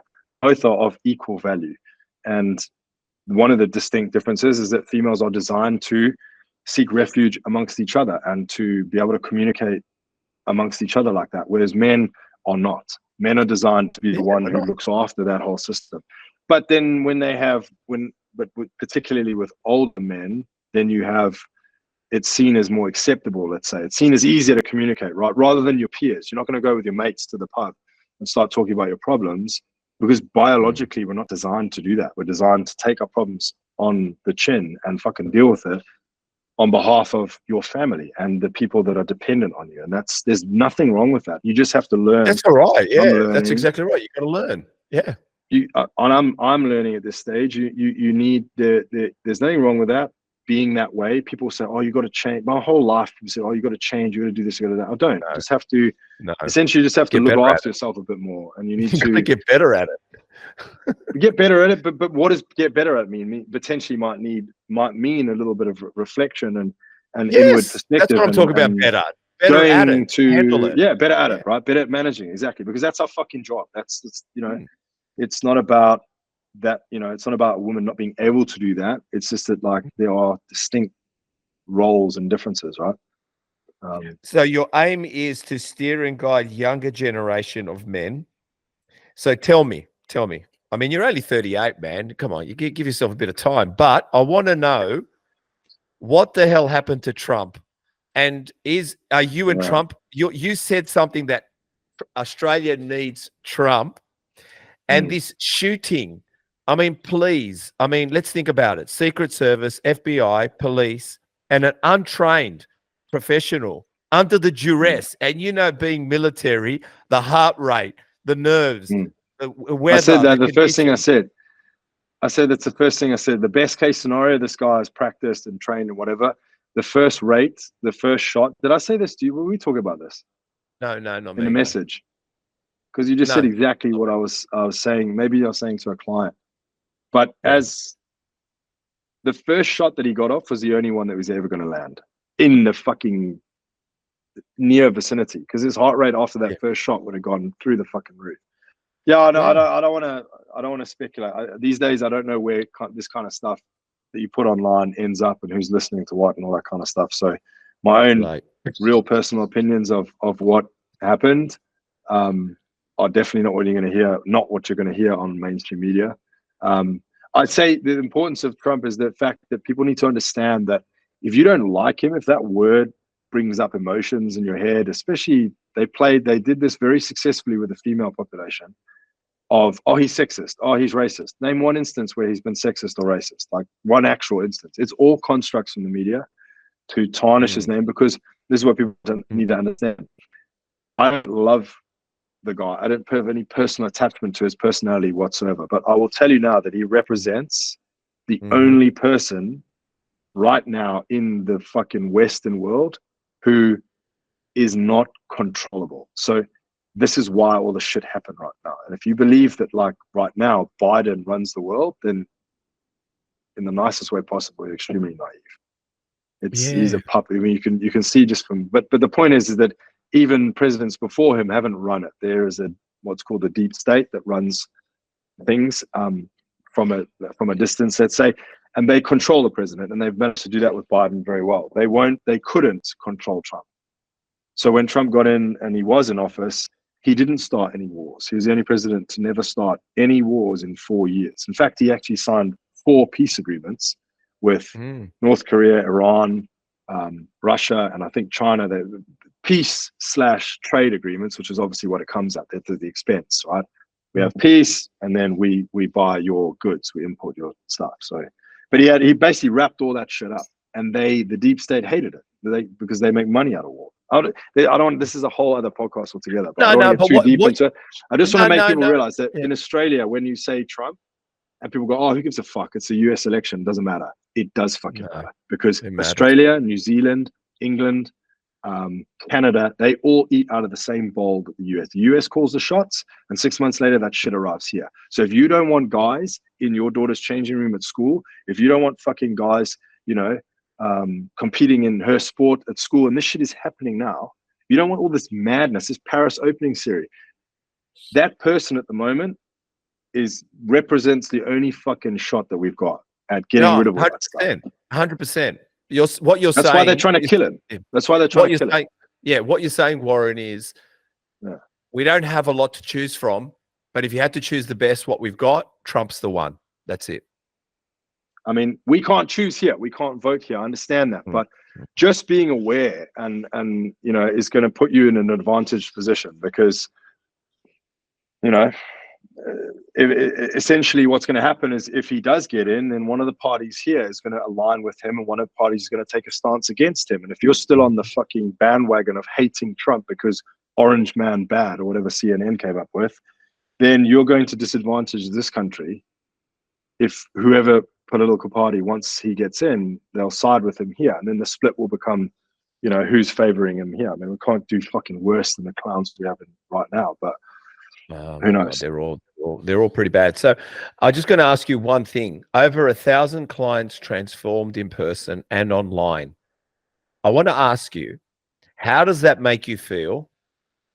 Firstly, how does it make you feel? Secondly, it seems you're going from 3 trainers, which includes yourself at the moment, to 4 trainers in October. What can we expect, and how many more thousands? So how do you feel about the thousands you've helped? How does that make you feel?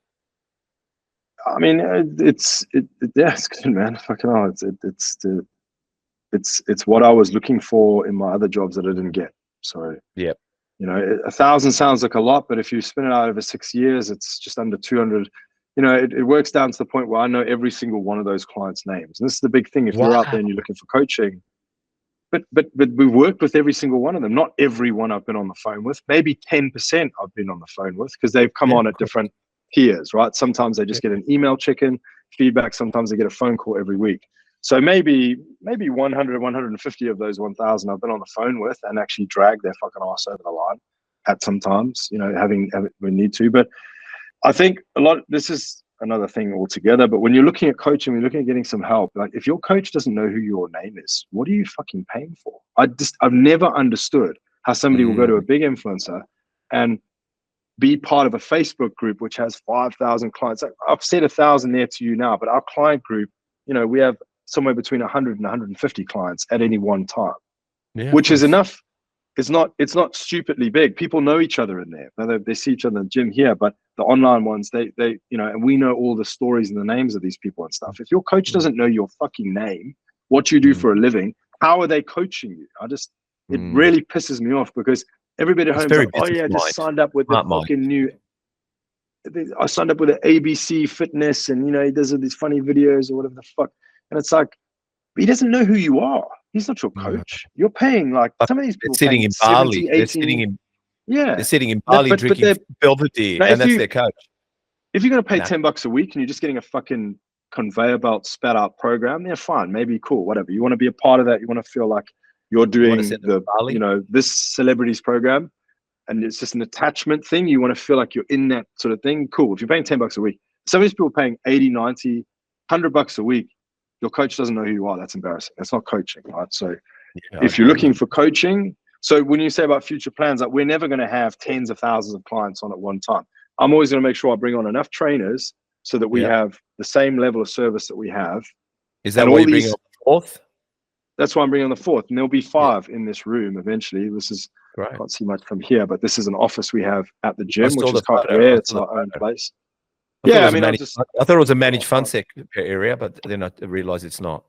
I thought, I come in and buy some gold. I can come and buy some gold.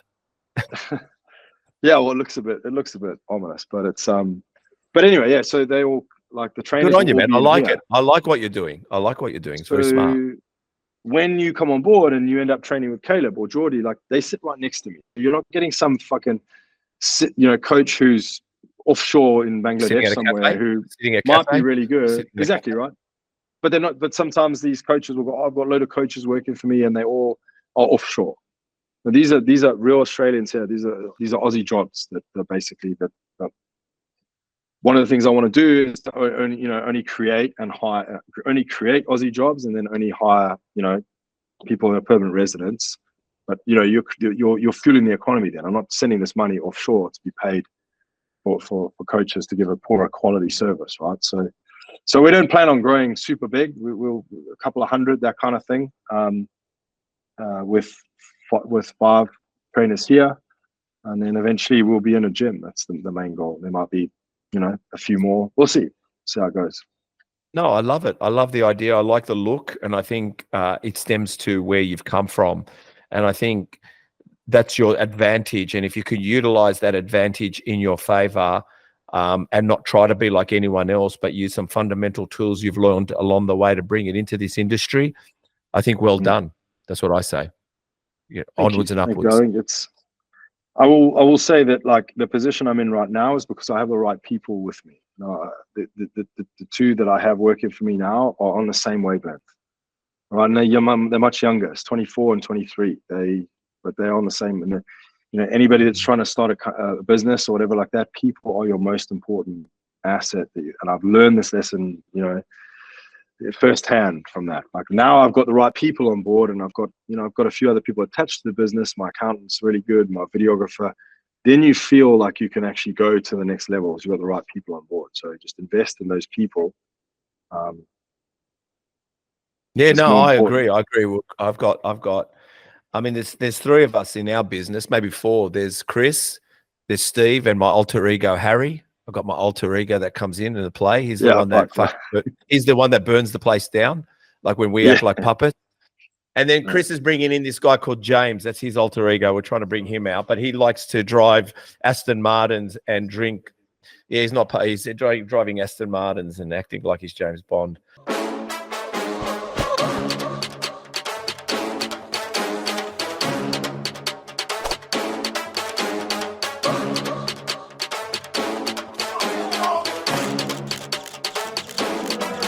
Never forgive, never forget. Twisted thoughts run through my head. They used to diss, now show respect. Still show 'em disrespect. Not that type to pout and pose, but when I pose a threat. Say how it is, my mouth has no filter, still yelling no effect. Let's go over the body. Okay, we're going to finish up with over the body. We're going to talk about a body part. I just want one exercise, just one, sets and reps. Yep. Give you an example. If I was to do tricep, maybe cable pull down, tricep extension, 3 sets of 12. Like that's what we're breaking it down. So I don't have to go into too much detail. And if you don't train it, which a lot of people don't, say no. So traps. Dumbbell shrugs. Yeah. How many sets, reps? Yeah, dumbbell shrugs. To be honest, 15 to 20 reps.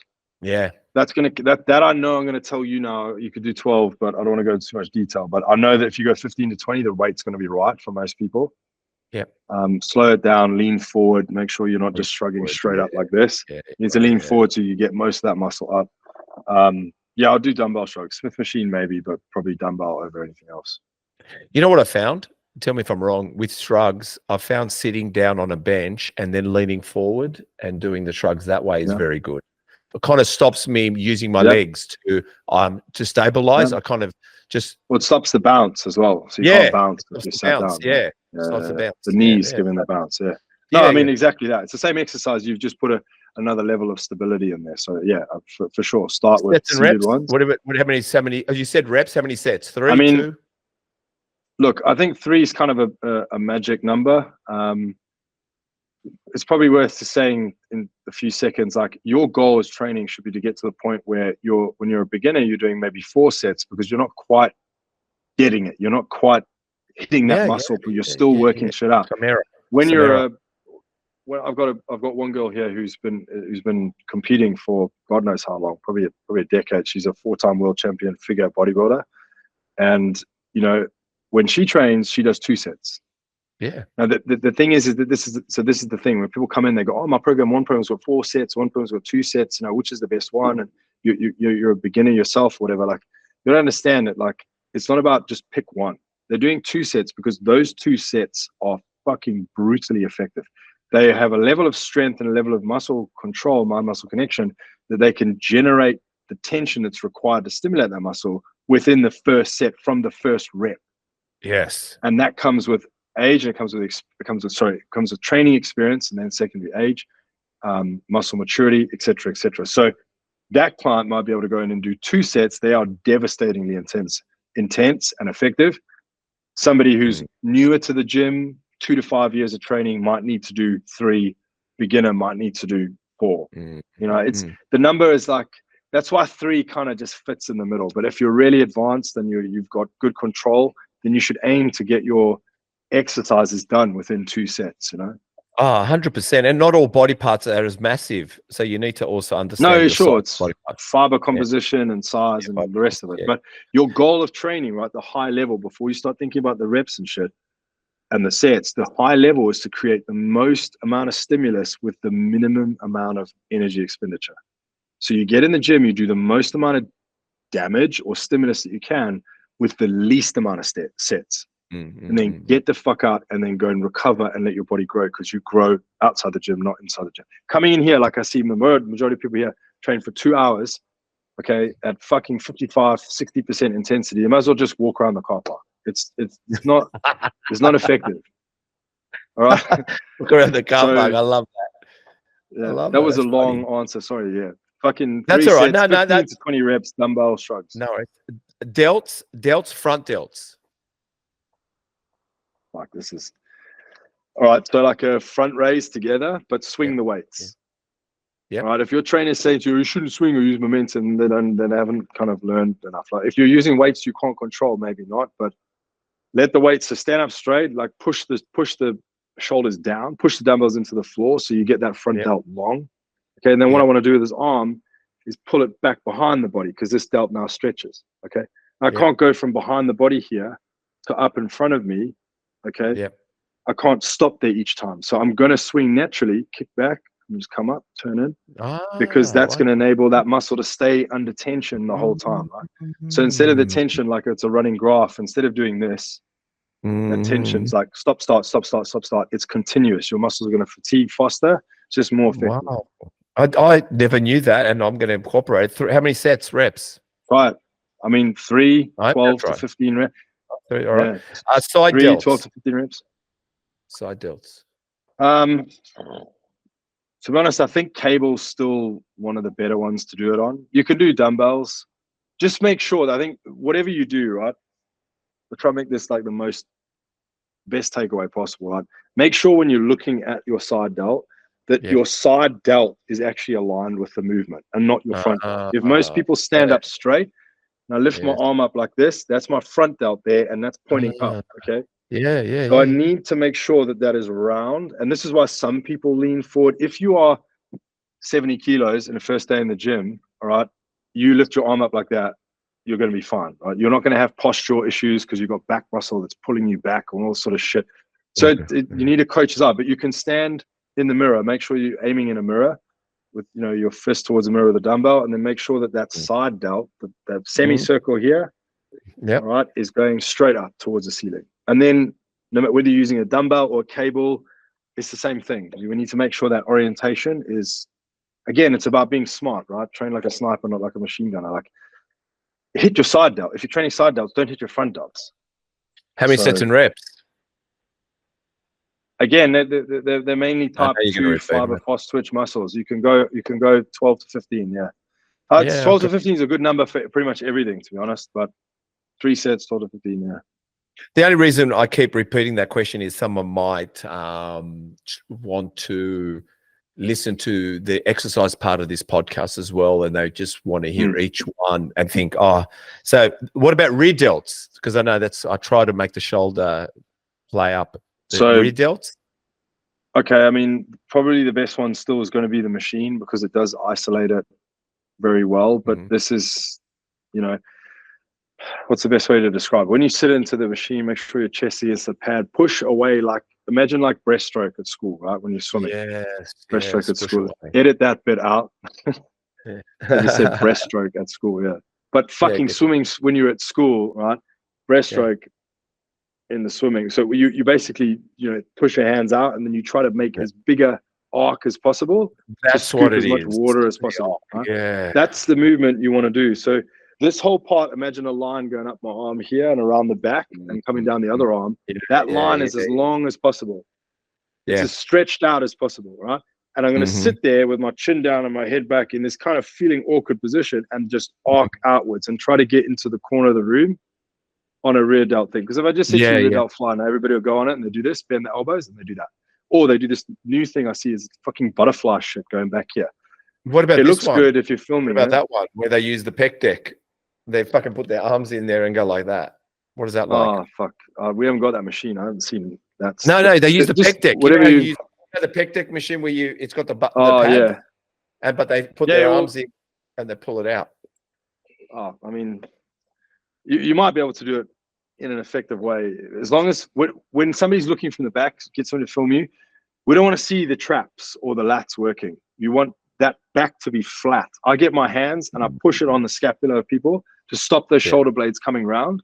And then they sit there and they can't do a third of the weight they thought they could do because suddenly all of that weight is being carried in the rear delt, which is a small muscle on everybody. And so they're arcing out, and also they don't come all the way. If you come all the way, chances are your other muscles are going to come in because when the rear delts are fully contracted about here, and so to get back there, you're using other muscles. So just sit in an arc that's like 2/3 of the rep, pushing away the whole time. I promise you, your rear delts will fucking explode. They'll burn. Okay, so 3 sets of 15, I'm assuming there. Okay, back. Yeah. Now, back, I know it's a big area, but just one back exercise. One back exercise, sets and reps. As in, I mean, you're gonna have to break it into at least width and thickness, right? So if you're pulling this way, it's all sort of width. Yep. That's probably going to give people the most bang for buck. So let's just go with that one because it's going to give you the V. So yeah, just straightforward pull downs, but just make sure when the pull downs that your shoulders, you're not pulling from the shoulders and the arms. A lot of people will sit in a pull down machine like this and they just do that. Yeah. Well, look where my fucking shoulders are still up here. I'm exaggerating, right? But make sure those, when you're here, the shoulders come down first and then pull through. And then that movement where the shoulders drive down, I haven't bent my elbow, but my shoulders have dropped like 8 inches, right? That movement there is not your shoulders as a muscle. That's your lats that are pulling them down. So your lats are pulling them down. They're initiating the movement, and then you just finish the movement after. So how many sets? Just do pull downs. Same thing. Like maybe you can go a little bit heavier. So maybe you're doing now 10, somewhere between 10 and 15. But honestly, the rep ranges, I pretty much do like it's 12 to 15 or kind of aim for 12. How many sets? I usually do 4. I try to be 4 in there. I think it's a big body part. Sometimes I think I need more time with it. Yeah, but again, like it's somebody who's like, I could be wrong. I've had programs from guys. My last coaches were all Olympia guys, and they'd put 2 sets in there. So they do do a back off set. Okay. So they do, but you do 1 working set. So you warm up, right? You warm up on a set, so you do 50% of the weight, but you don't count that one as your set, right? So we're talking 2 sets, but then there might be a warm up one as well. Warm up one will be 50%. I'm throwing my warm up. Then it'll be your first set will be like 8 to 10 reps, so it'll be heavy but controlled, and then you do a back off set into like 15 reps afterwards. I might try that. Heavy back off, heavy back off. Yeah, I'll just try that. I might try that. Yeah. Chest. Oh fuck! Don't do bench. Don't do barbell bench press. Just machines. Chris, this is machines. Just that word alone, don't do. When we put that up there, we already know there's 100,000 views going to come. That's beautiful. Machines. I've just got a. I don't know if this is going to cut out. Oh no. I think we might have to just wrap up in 5. I've just got a client coming. No, I apologize. I was ready to go. All good. I think we're going all right. Okay. So let's go quickly. The chest, just go. We're not doing barbell, we said, right? Okay. What are we doing? Do this for chest, okay? Again, I want to give your listeners something which they're going to sit up when they've done it, right? It's going to make a big impact. Do machine fly into a press straight away, like as a superset. So you do the fly first, okay? I've got a load of videos on my page of a load for flies, so maybe we'll just tag that. Do that to failure, okay, and then go straight into a press. Either machine, if you don't have a machine that's near the fly machine, pull a bench there and use dumbbells. But it's called it's a direct, indirect combination. So you're doing a direct chest exercise. So this movement is the only movement you can do that directly hits the chest. Every other push, press, all that kind of shit uses the triceps and delts as well. This movement is the only one you can do on a fly that there's only the chest muscle working, right? You can do it from different angles and whatever, but this kind of movement, right? So you're directly failing the chest. The chest is now failed. You go on to an indirect exercise, which is with a bent elbow. Now I'm using my triceps and my delts to get more into that chest. So it's a better order to do it, right? So go fly into press, like same, just 12 reps on each. Every time we do that with a client, the male client, first day, they're like, what the fuck? I'm going to try it. What are you talking about? I'm going to do it. Abs? Food. Go home and meal prep. Don't train abs. Okay. Bicep?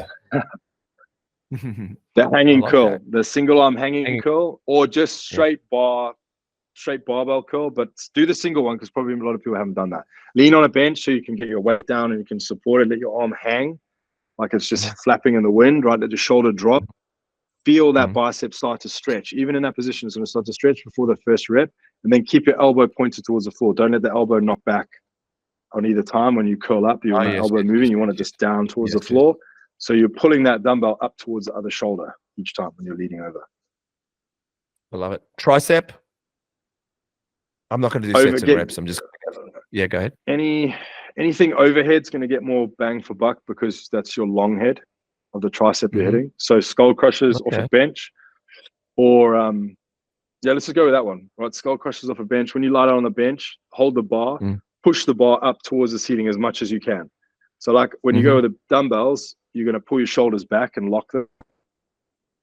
Just push them all the way to the forward, because as soon as you pull that shoulder out of its joint, but into full extension, you take the long head here and you stretch it even further, so you get more range.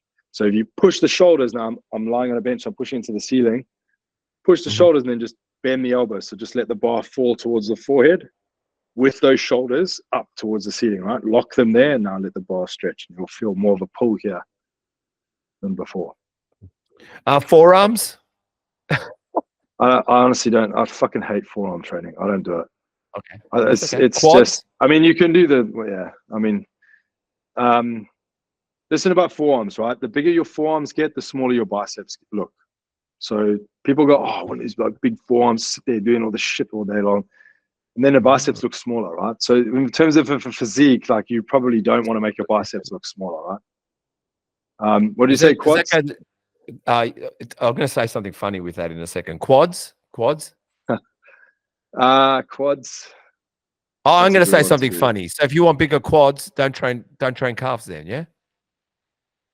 To be honest though, I mean, fuck, I mean, it's there are at a certain level, it's going to come, people are going to be like, you need to back off calves. But unfortunately with calves, because they're so fucking hard to grow anyway. Stubborn. So quad, use a quad exercise. Quad exercise. Get a decent hack squat. With quads, what I find is make sure that you go from, if you do like a leg press or a hack squat, do some lunges, do some walking body weight lunges straight after the exercise. Go straight into lunges because you never manage to fully get everything out of it. So we use a lot of body weight to fully, fuck the muscle up, fully fatigue it.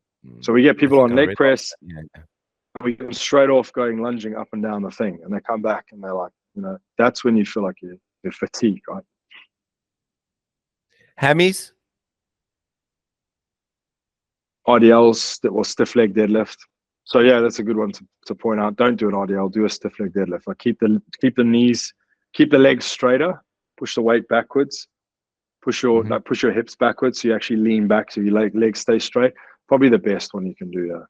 I mean, obviously leg curls, blah, blah, great, whatever, but do stiff leg deadlift. Yeah. Glutes? Don't do kickbacks. Kickbacks is like a polishing exercise. You're not going to lump tissue onto your glutes doing kickback, so cut that out. Do sumo stance, leg press, hack squat. Hack squat with a band is one that we put on here, which just ends in tears every time. So as you drop into the hack squat, those knees have got to open against the band.